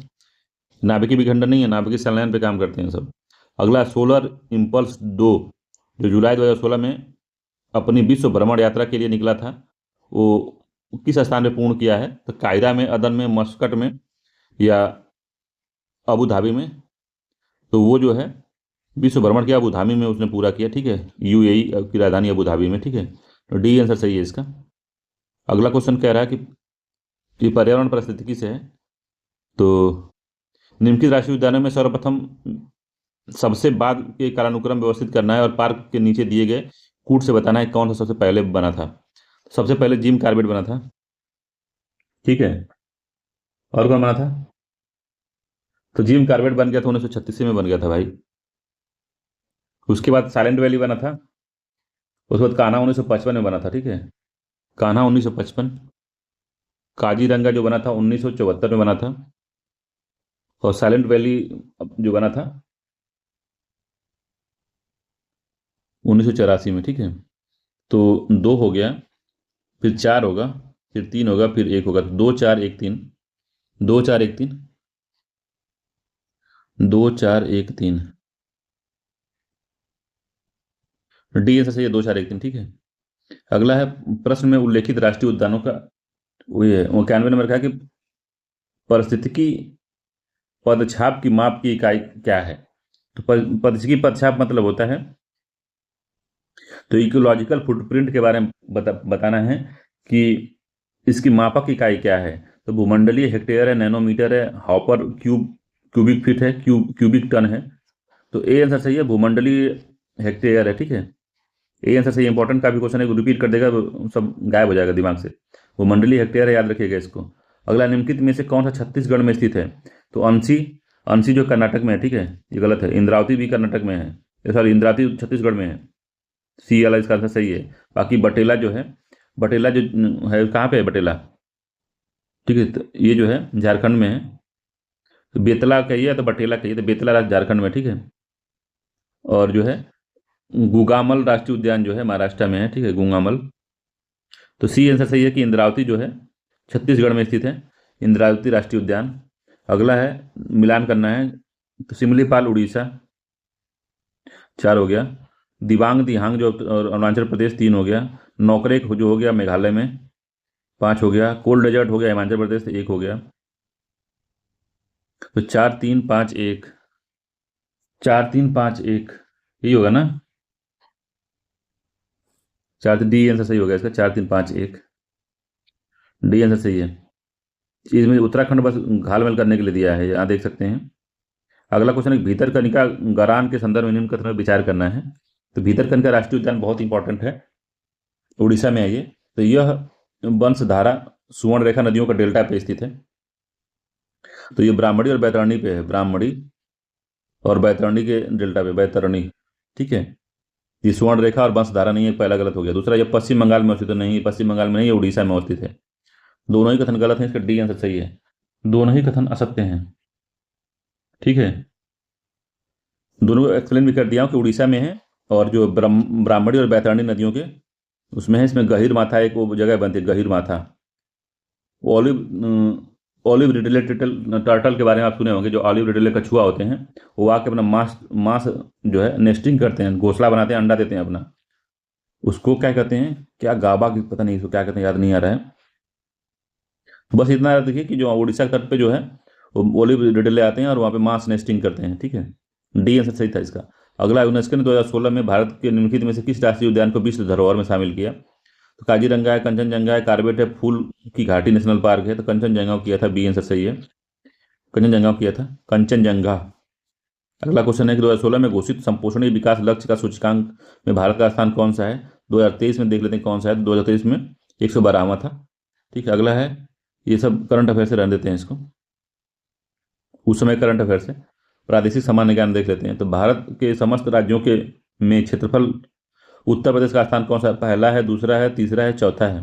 तो भारत का जो उत्तर प्रदेश का चौथा स्थान है, डी आंसर सही है। ठीक, सबसे पहले राजस्थान है, फिर मध्य प्रदेश, महाराष्ट्र, फिर उत्तर प्रदेश है, चौथे स्थान पे है, याद रखिएगा। अगला क्वेश्चन है, निम्नलिखित में से विकास जन्म आगरा में हुआ है। विकास ने किसका जन्म आगरा में हुआ है। तो मीर का, आमिर खुसरो का, फिराक का, या मिर्जा गालिब का। तो मिर्जा गालिब का हुआ है, डी आंसर सही है। मिर्जा गालिब का, महान शायर मिर्जा गालिब का जन्म जो है आगरा में हुआ है, इंपॉर्टेंट है ये, डी आंसर सत्य है। मिर्जा गालिब जो है आगरा में जन्मे थे, ठीक है। अगला है, निम्नलिखित में से किस नगर में राजकीय ललित कला अकादमी है। किस नगर में राजकीय ललित कला अकादमी का है। तो लखनऊ में है, ठीक है, राजधानी में ही है, ए आंसर सही है। और कब बनी थी? उत्तर प्रदेश में राजकीय ललित कला अकादमी जो बनी थी 8 फरवरी 1962 को बनी थी। इंपॉर्टेंट है, याद रखिएगा, मिलान कराता है आगे, मिलान कहीं करा देगा अभी। 1962 है। अगला, निम्नलिखित में से कौन उत्तर प्रदेश की प्रथम महिला मुख्यमंत्री थी? तो सुचित्रा कृपलानी थी, बी आंसर सही है इसका। एक बार टेस्ट पढ़ा रहा था तो मैं कंफ्यूज होकर मैं बता दिया था उनको, सरोजिनी नायडू को। सरोजिनी नायडू फर्स्ट महिला राज्यपाल थी। ठीक, सुचित्रा कृपलानी है, बी आंसर सही है। अगला है, तो प्रथम मुख्यमंत्री के साथ साथ किसी राज्य की प्रथम महिला मुख्यमंत्री किसी राज्य की प्रथम मुख्यमंत्री थी। ठीक है, सुचित्रा कृपलानी उत्तर प्रदेश की प्रथम मुख्यमंत्री के साथ साथ देश के किसी राज्य की प्रथम मुख्यमंत्री थी। और ये जो है 1946 में संविधान सभा के सदस्य भी चुनी गई थी। वर्ष 1958 से 1960 तक भारतीय राष्ट्रीय कांग्रेस के महासचिव भी रहीं। नोआखेली के दंगे के दौरान ये महात्मा गांधी के साथ थी। ठीक है, अगला है, एक जिला एक उत्पाद में कौन सा सुमेलित नहीं? तो लखीमपुर खीरी का है नक्काशी काष्ठ शिल्प है। तो लखीमपुर खीरी में काष्ठ शिल्प बनता है, बताइए। तो ये गड़बड़ है पहला वाला। ठीक है, तो लखीमपुर खीरी किसके लिए प्रसिद्ध है? चलिए आगे देखते हैं। तो खुर्जा किसके लिए? तो मृतिका शिल्प के लिए। ठीक है, मेरठ खेलकूद सामान के लिए। जलेसर जो है ढलवी घंटियों के लिए। तो लखीमपुर में चीनी ज़्यादा उत्पादन होता है, चीनी। ठीक है, चीनी में उत्पादन ज़्यादा होता है लखीमपुर में। बाकी पहला गलत है, बाकी खुर्जा ठीक है। मेरठ से ये खेलकूद सामान। जलेसर में है ढलवी घंटियाँ बनती हैं। ठीक है, अगला है 103 नंबर का, कि निम्नलिखित में से किस स्थान पर मुड़िया पूर्णिमा मेला का आयोजन किया जाता है? तो मुड़िया पूर्णिमा मेला बटेश्वर में लगता है, कन्नौज में, गोवर्धन में, सरदाना में। तो मुड़िया पूर्णिमा मेला आषाढ़ के मास में लगता है ये। ठीक है, तो मथुरा वृंदावन में लगता है। ठीक है, तो सी आंसर सही है, गोवर्धन मथुरा वन। अगला है, जिला है और उत्पाद है। तो अलीगढ़ में ताले बनते हैं, फिरोजाबाद में चूड़ियाँ बनती हैं, मुरादाबाद में पीतल के बर्तन बनते हैं, और टांडा में विद्युत करघा के उत्पाद बनते हैं। तो एक हो गया, 2 4 1 3, 2 4 3 1, 2 4 3 1, 2 4 3 1, इसका बी आंसर सही है। ठीक है, 2 4 1 3, 2 4 3 1। ठीक है, अगला क्वेश्चन है कि पंक्षी विहार है और स्थान है, बताना है कौन सा सही सुमेलित नहीं है। तो समसपुर कहाँ पे है? समसपुर पक्षी अभ्यारण्य कहाँ है, बताइए। तो समसपुर तो रायबरेली में। ठीक है, दूसरा है नवाबगंज पक्षी इलाहाबाद में नहीं है, उन्नाव में है। ठीक है, ये जो है उन्नाव में अवस्थित है। ठीक, बखीरा संत कबीर नगर है, इंपॉर्टेंट है, पूछा है। सैंडी हरदोई में, सैंडी को पूछा है एक बार, सैंडी याद रखिएगा। और ये इंपॉर्टेंट है, इसको याद रखिएगा, किसी तरीके से याद रखिएगा, याद रखिएगा। अगला क्वेश्चन है कि उत्तर प्रदेश के निम्नलिखित में से किस मंडल में प्रथम समाजवादी अभिनव विद्यालय खोला गया था? तो प्रथम समाजवादी अभिनव विद्यालय खोला गया था इलाहाबाद में, अलीगढ़ में, आगरा में, वाराणसी में। तो इलाहाबाद में खोला गया था, ये आंसर सही है। ठीक है, तो इलाहाबाद के प्रयाग मंडल के चाका विकासखंड दादूपुर गांव में 2016 में उत्तर प्रदेश के मुख्यमंत्री अखिलेश यादव द्वारा उत्तर प्रदेश का पहला समाजवादी अभिनव विद्यालय उद्घाटन किया गया था। ठीक है, अब देखते हैं तर्क शक्ति वाला क्वेश्चन, देख लेते हैं। तर्क शक्ति वाला क्वेश्चन है, तो एक पूछा, निम्नलिखित अक्षर में से जो विलुप्त अक्षर है उसको बताना है क्या होता है। तो 1 2 3 4 5 6 7 8 9 10 11 12, 12 अक्षर का है। तो 3 3 या 4 4 में बांट लेते हैं इसको। ठीक है, तो मान लेते हैं यहाँ कर लेते हैं, फिर 1 2 3 4 यहाँ कर लेते हैं, 1 2 3 4 यहाँ करते हैं। ठीक है, तो A B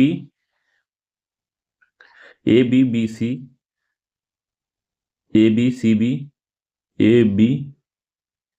तो इसमें क्या होता है कि बस एक पैटर्न पकड़ना होता है आपको। ठीक है, इसमें पैटर्न पकड़ना होता है। तो A, फिर B करते हैं, फिर C करते हैं। ठीक है, तो A B B C। अब क्या करेंगे, अब 2 बार B हो गया तो अब 2 बार C होगा, A C C B। अब C भी हो गया, 2 बार A होगा तो A होगा। ठीक है, तो A, तो क्या होगा, तो BC CC ये होगा ना, क्या होगा, ये पैटर्न नहीं होगा। ठीक है, इसको मिलाते हैं हम लोग। तो A B C B देखिए, ए बी दिया है, ABCB ABCB ABCB। ठीक है, ABCB हो गया ना। तो ABCB तो CABCAB, तो CABCAB जो है सी आंसर इसका सही है। ठीक है, तो बस एक पैटर्न हो गया ना, ABCB। तो वही पैटर्न बस बनाना है हमको, ठीक है। तो इसमें बहुत होता नहीं है, थोड़ा सा दिमाग दौड़ाना पड़ता है।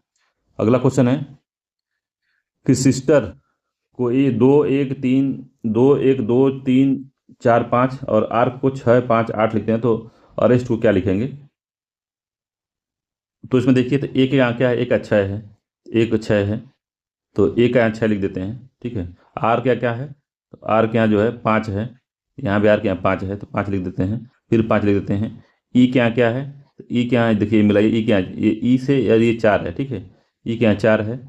यस के यहाँ क्या है, तो यस के यहाँ पहला देखिए, यस के यहाँ 2 है, 2 हो गया। और टी के यहाँ क्या है, तो टी यहाँ पे है, तो 1 2 3, 1 2 3, टी के यहाँ 3 है, तो 6 5 5 4 2 3, 6 5 5 4 2 3 किस में है, बी से सही है, 6 5 5 4 2 3 इसका आंसर होगा। तो कुछ नहीं करना कि जो अंक जिस जिस अक्षर के सामने है उसी को यहाँ लिख देना है, तो बी आंसर सही हो गया इसका, ठीक है। अगला क्वेश्चन है, पूछ रहा है कि जो 2 3 5 4 12 8 ये बीच में जो है ये पद कौन सा है, ठीक है। कह रहा है कि यहाँ पे क्या आएगा, ठीक है। तो कैसे इसको सॉल्व करेंगे हम, तो 2 + 1 3 हो गया, 3 + 2 5 हो गया, ठीक है, यही होगा। नहीं, ये नहीं होगा।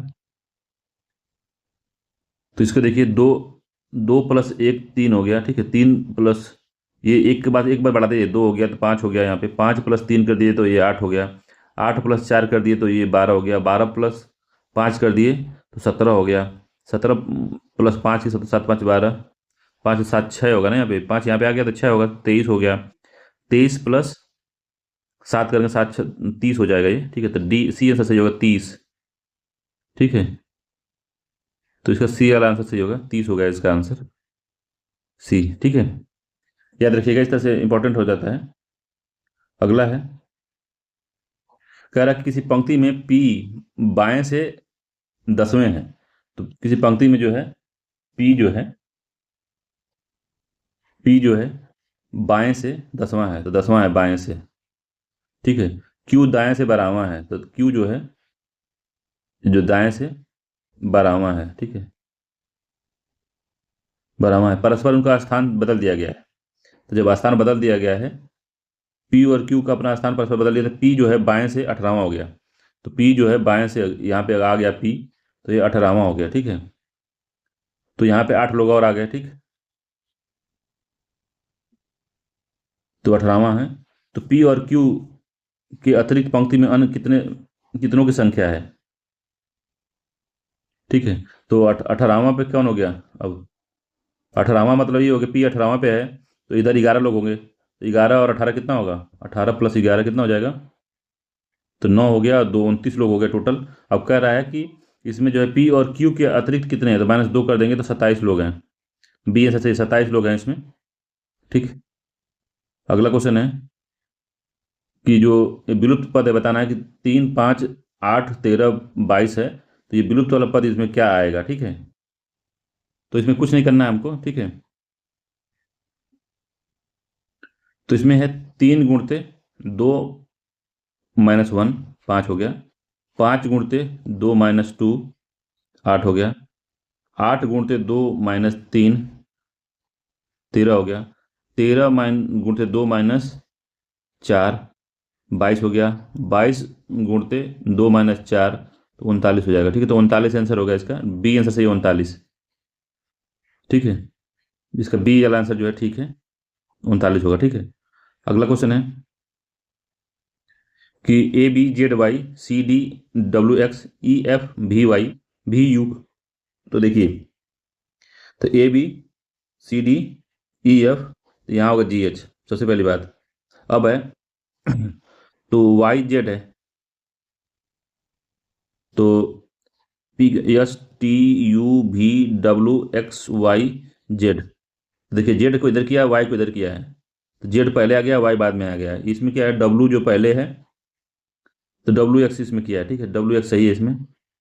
फिर इसमें जो है VU किया है, जो कि यू भी होता है, यू और भी होता है, ठीक है। तो अब जो इसमें पहले करेंगे तो ST होगा, ठीक है, ए आंसर इसका सही होगा, ST हो। क्यों ST होगा, क्योंकि एक बार जो है पहले इसको एक वाले को पहले कर दे रहा है, फिर दूसरे वाले को बाद में कर रहा है, जो देखिए, जो पहले है, जो बाद में उसको पहले किया है, जेड को पहले लिख दिया और वाई को बाद में लिखा है। इसमें क्या किया है, डब्ल्यू जैसे है वैसे ही लिख दिया है, तो डब्ल्यू एक्स लिख दिया है, ठीक है। अब इसमें क्या किया है, भी यू, तो यू, ये भी है, तो भी को इधर कर दिया है और यू को इधर किया है, तो अगले वाले में क्या होगा, आप सही लिखेगा ना, एस टी, तो एस टी हो जाएगा ये, ठीक है। तो इसका ए आंसर सही होगा, ठीक। अगला क्वेश्चन है, तो ए बी, ए का भाई बी है, तो ए का जो भाई है बी है, बी की पत्नी सी है, तो बी की जो पत्नी सी है, ठीक है, ए का भाई है ये, पत्नी सी है। ई जो है ए की बेटी है, ई जो है ए की बेटी है, ई। डी बी का पुत्र है, तो डी जो है बी का पुत्र है। यफ है ई का भाई है, तो यफ जो है ई का भाई है, यफ जो है ई का भाई हो गया, ठीक है। जी डी की बहन है, तो जी जो है जी जो है डी की बहन है। तो ए जी का क्या है, तो ए जो है वो जी का क्या है, तो बताइए क्या है। तो भाई की लड़की है तो क्या लगेगी, तो भतीजी लगेगी ना, चाचा लगेगा। ये तो पूछ रहा है कि जो ए है जी का क्या है, तो ए जी का चाचा होगा, ठीक है। सी आंसर से ए जी का चाचा होगा, क्योंकि उस बी के भाई है इसका, बी, तो भाई की लड़की चाचा ही होगा, तो ए बी प्लस है, ठीक है। तो सी आंसर सही है इसका। अगला क्वेश्चन देखते हैं हम लोग। कह रहा है कि एक लड़के ने एक लड़के से कहा गया कि वह एक संख्या के आधे को छह से भाग दे। एक लड़के को कहा गया कि एक संख्या के आधे को, एक संख्या यक से उसके आधे को छह से भाग दे दो, छह से भाग दे दो, शेष उसका 10 आ गया, शेष उसका 10 के बराबर आया। शेष आधे को, नहीं, छह से भाग दे, शेष आधे को 10 से भाग दे, तो शेष आधे को 10 से भाग दे, ठीक है। और प्राप्त उत्तरों को जोड़ दे। उ- उसने समय बचाने के लिए संख्या को 1/2 6 + 10 से भाग दिया है। का जो उत्तर जो प्राप्त होगा वो वास्तविक उत्तर से होगा। तो इसको हम करते हैं तो हो जाएगा ये x/20 + x/12, ठीक है, तो बराबर कितना हो जाएगा, 2x/15 हो गया, ठीक है। जिसको नहीं समझ में आ रहा है, इस तरह से इसका लघुत्तम 60 लेके इसको कर देगा तो 2x/15 आ जाएगा, ठीक है। ये किया, और उसने क्या किया कि अब समय बचाने के लिए क्या किया, तो यक्स के 1/2 को उसने 6 + 10 से भाग दे दिया। तो ये कितना हो जाएगा, जब इसको आप सॉल्व करेंगे तो 2x/16 आ जाएगा, ठीक है। ये 2x/16 आ गया। तो अब बताइए 2x/15 और 2x/16 में कौन बड़ा है, तो जिसका आधार कम होगा वही बड़ा है, तो ये बड़ा है, तो क्या होगा, तो अधिक हो जाएगा, ठीक है। भाग दे तो उससे प्राप्त उत्तर, जो जिसका उत्तर प्राप्त हुआ है वो क्या होगा, कम होगा, ठीक है। तो ए आंसर इसका सही हो जाएगा, कम हो जाएगा, क्योंकि जो है उस तरह से सॉल्व करता था 2x/15 था, और उसने इस तरह से सॉल्व किया है जो 1/2 6 + 10 करने से तो कम आ गया उसका, तो ए आंसर सही हो गया इसका, कम आ जाए, ठीक है। अगला क्वेश्चन है कि कह रहा है कि इतना ये किसके बराबर है, कितने के बराबर है। तो कुछ नहीं करना है, 2 × 2 3, 3/2 हो गया, प्लस 11 के बाद 23/2 हो गया, प्लस ये 2 2 2 1 3, 2 2 3/2 हो गया, ठीक है। फिर 2 2 2 3/2 हो जाएगा। फिर इसका दो तो कॉमन है, तो ऊपर वाला जुड़ जाएगा, तो ऊपर वाला जोड़ेंगे हम, तो 32 22, 200 यहाँ पे सबके सामने जोड़ देंगे, तो 3 3 3 6 3 9 3 12, 2 हो गया, फिर 7 हुआ, फिर 4, फिर 2/2, 1 हो गया। ये कैसे होगा, 6 दूनी को 12 होगा ना, 6 होगा, तो ये 1236 हो जाएगा, ठीक है। ये आंसर सही होगा, 1236, ये आंसर सही होगा इसका, ठीक है। अगला क्वेश्चन है, देखिए आया है वैसे ही। अगला क्वेश्चन है कि कर यदि 3 × 4 बराबर हो गया 1609, तो 5 × 6 हो गया 36, और 25, तो कह रहा है 1 × 2 401 होगा, तो 7 और 4 किसके बराबर? तो कुछ नहीं किया, 0 9 को 3 का वर्गमूल इधर लिख दिया है, 4 का वर्गमूल पहले लिख दिया है, 6 का इधर लिख दिया है, 5 का इधर लिख दिया है। ठीक है, तो इस तरह से 1 का जो है इधर लिख दिया है, 2 का इधर लिख दिया है। उधर तो हम 4 का लिख देंगे, 16 इधर हो जाएगा, 7 7 49 इधर हो जाएगा, तो 49 16 हो जाएगा। ठीक है, डी एस से 49 16। अगला है, एक सामान्य पासा 2 बार उछालने पर प्रायिकता की 2 बार प्राप्त संख्या का योग 6 होगा। तो 2 बार प्राप्त अंकों की संख्या 6 होगा, मतलब 3 + 3 आए, 3 + 3 आए, या 5 + 1 आए, या 1 + 5 आए। ठीक है, या 4 + 2 आए, या 2 + 4 आए, तभी तो 6 होगा ना। तो 1 2 3 4 5, 5 ऑप्शन है, हो सकते हैं कि 5 वो आए। ठीक है, तो ये हो गया। अब और 6 कितने बार? 2 बार उछालते हैं तो 6 है। ठीक है, तो 6 एक बार उछालेंगे 6 बार, 6 फेस है उसका, दूसरी बार 6, तो 36 बार, 36 फेस आएगा 2 बार में। और कितना आएगा? तो 1 2 3 4 5, 5 कंडीशन ऐसी है जिसमें 6 आ जाएगा। तो 5 कितनी बार में? तो 36 बार में, 5/36 हो गया। ए आंसर इसका सही हो गया। समझ पा रहे हैं कि नहीं? कहने का मेरा मतलब है कि अब कह रहा कि पासे को, एक सामान्य पासा है, 2 बार उसको उछालते हैं, तो 2 बार उछालेंगे तो एक बार, मतलब कि एक भी आ सकता है, दो भी आ सकता है, तीन भी आ सकता है, चार भी आ सकता है, पांच भी आ सकता है, छह भी आ सकता है। ठीक है,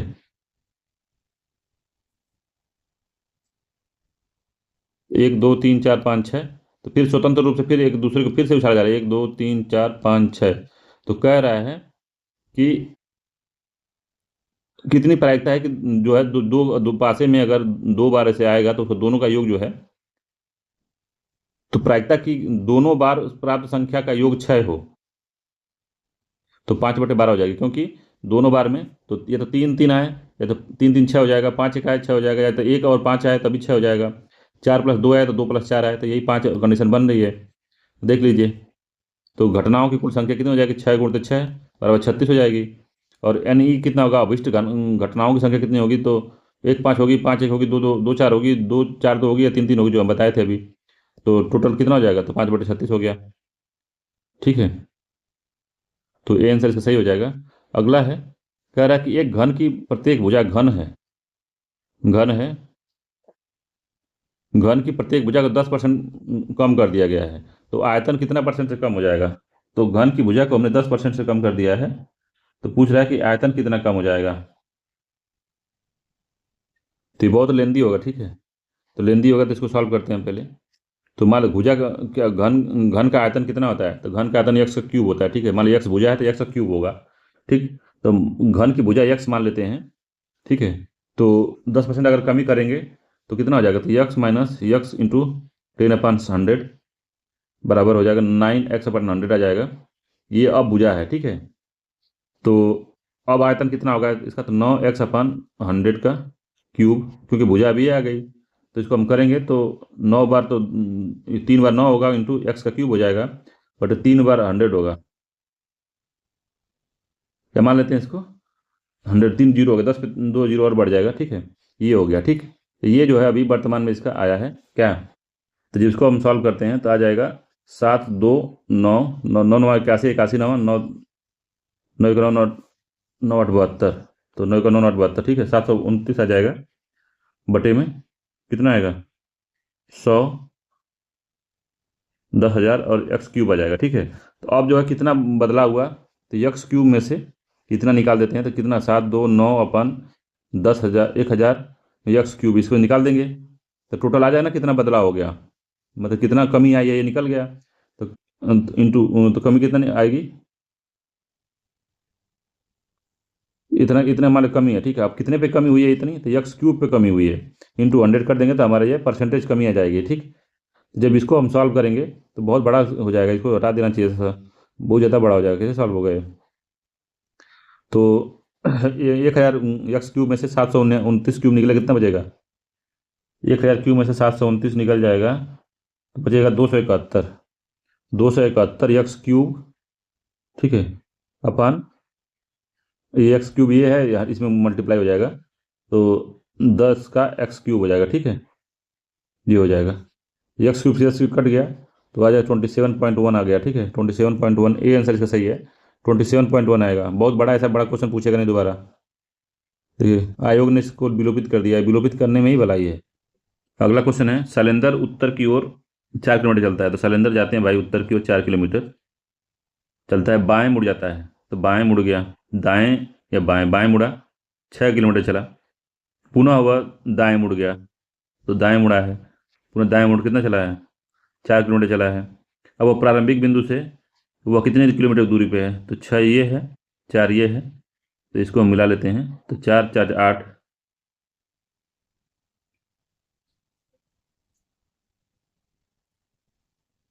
ठीक है, तो 4 हो गया ये, और 4 किलोमीटर, ये 4 4 8 हो गया ये, और 6 ये दिया, तो इसको निकालना है, तो 6 के 36, और 4 को 16,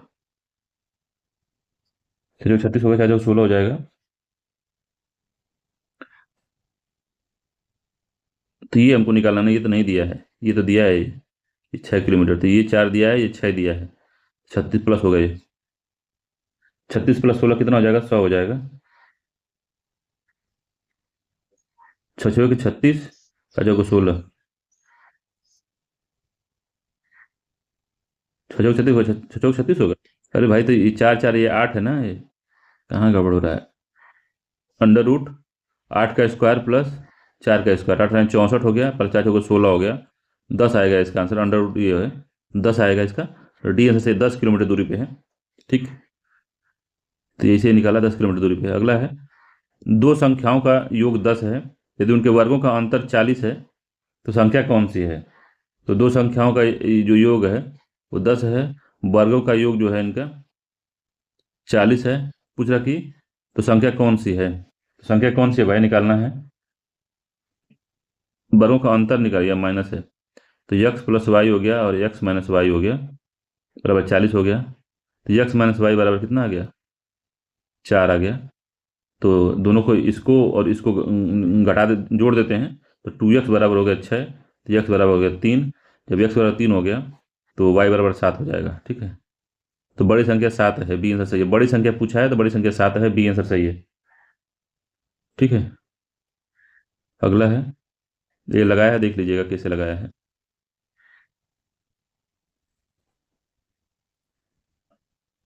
कह रहा है कि एक धन ए बी सी डी इस प्रकार बांटा गया है कि ए और बी, ए और बी जो है 3/5 है, बी और जो 20 और सी है वो 6/7 है, और सी और डी जो है वो है 8/9 है। तो अनुपात क्या है, तो ए और डी को प्राप्त होने वाला भागों का अनुपात कितना होगा, तो ए और डी को प्राप्त होने वाला जो भाग है उसका अनुपात कितना होगा, ये बताना है, ठीक है। तो क्या करते हैं हम लोग, फिर से लिखते हैं, A/B, फिर B/B/C/C/D, ठीक है, बराबर कितना लिखे हैं, तो 3/5 गुणते 6/7 गुणते 8/9, ठीक है, लिख सकते हैं ना इसको ऐसे जैसे दिया है। तो बी से बी कट गया, सी से सी कट गया, तो A/D बचा, ठीक है, और 3 3 लिखे 9 हो गया यहाँ पे, 3 दूनी के 6 हो गया, तो 8 दूनी के 16 हो गया, और 17 के 21 दूनी के 21 बच्चे 5 को 5 5 2 से 105 हो गया भाई, कुछ ज़्यादा ही निकल गया, कैसे गुणा में गड़बड़ी हो गई क्या। 5 है, 7 है, 9 है, 5 7 9, ऊपर 3 है, 6 है, 8 है, 3 6 8, तो कहाँ गड़बड़ हो गया।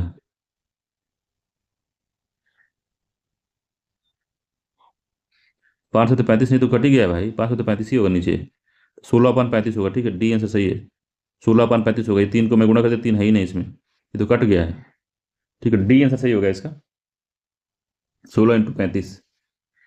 अगला है, समसमायकी है, तो समसमायकी को कोई मतलब नहीं देखने का, ये लोग अभी हम लोग इस वाला देखेंगे, ठीक।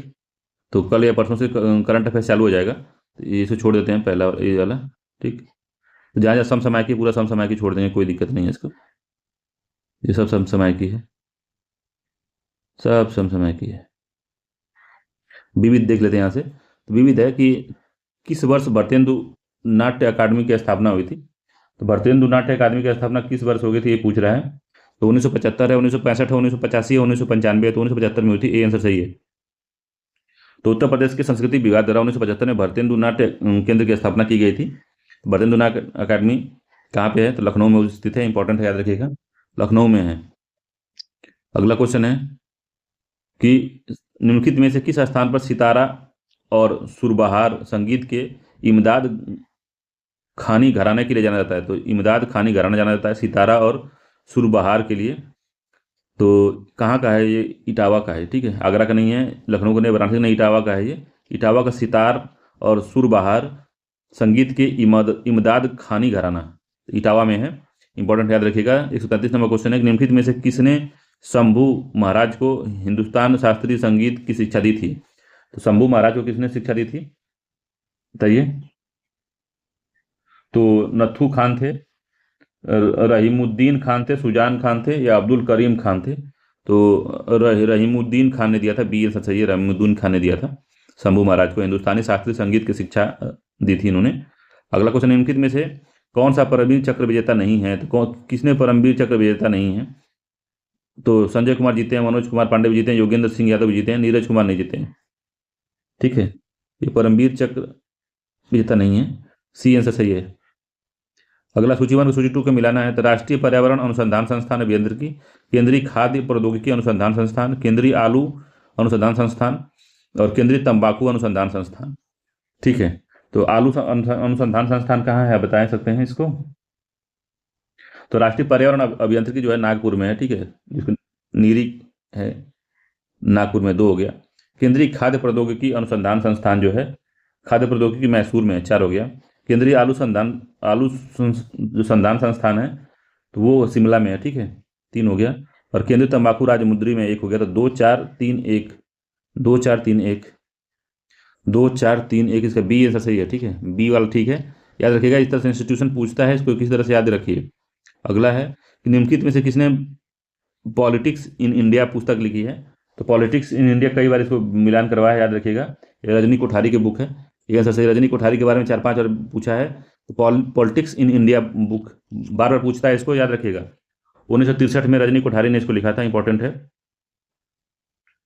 अगला निम्नलिखित में से कौन सा सही सुमेलित नहीं है। तो विलायत खां तो सितार बजाते थे, सही है। अल्लाह खां तबला बजाते थे। हरिप्रसाद चौरसिया बांसुरी बजाते थे।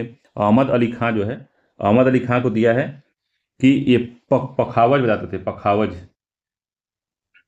ये सरोद वादक थे, ठीक है, पखावज नहीं सरोद बजाते थे, सरोद।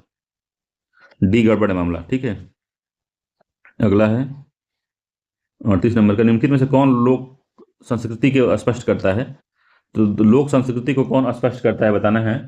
तो पहला है अधिक सभ्य लोगों की संस्कृति परिपाटी नहीं, नगरीय लोगों की संस्कृति परिपाटी नहीं, सामान्य लोगों की जो है संस्कृति परिपाटी, आधुनिक समाज के लोगों की सांस्कृतिक परिपाटी। तो सी वाला सही है कि सामान्य लोगों की सांस्कृतिक परिपाटी ही लोक संस्कृति को बताती है, जिसमें धर्म, त्यौहार, रीति रिवाज, मान्यताएं, कला आदि जो है इसमें शामिल होती हैं। ठीक है, निम्नलिखित में से कौन सा सही सुमेलित नहीं है, बताना है। 139 नंबर क्वेश्चन है। तो पहला दिया है कि जवाहर नेहरू कृषि विश्वविद्यालय जो है मध्य प्रदेश में है। ठीक है, तो ये ठीक है, जबलपुर में है। जवाहरलाल नेहरू विश्वविद्यालय जबलपुर में है।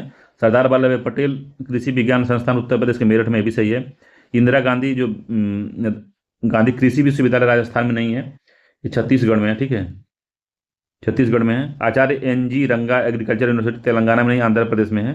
तो इसका सी और डी जो है सही सुमेलित नहीं है। ठीक है, सी और डी सही सुमेलित नहीं है इसका। अगला है कि विनिमय साध्य विलेखन अधिनियम प्रभावी हुआ था। तो नेगोशिएबल इंश्योरेंस एक्ट 1981 में हुआ था, ये आंसर सही है इसका। अब इतना लिखा कि समझ नहीं, नेगोशिएबल इंस्ट्रूमेंट एक्ट, ये इसका आंसर सही है। ठीक है, और विनिमय साख्य विधेयक संशोधन 2018 में द्वारा संशोधित किया गया, इसको 2 अगस्त को ये राष्ट्रपति की सहमति इसको प्राप्त हो गई थी। ठीक है, तो ए आंसर सही है। ठीक है, तो चलिए पूरा हो गया। अच्छा, 140 क्वेश्चन। ठीक है, चलिए मिलते हैं अगले वीडियो में, तब तक के लिए धन्यवाद। अगर वीडियो आपको अच्छी लगी तो चैनल को आप सपोर्ट कर सकते हैं। ठीक है, धन्यवाद दोस्तों।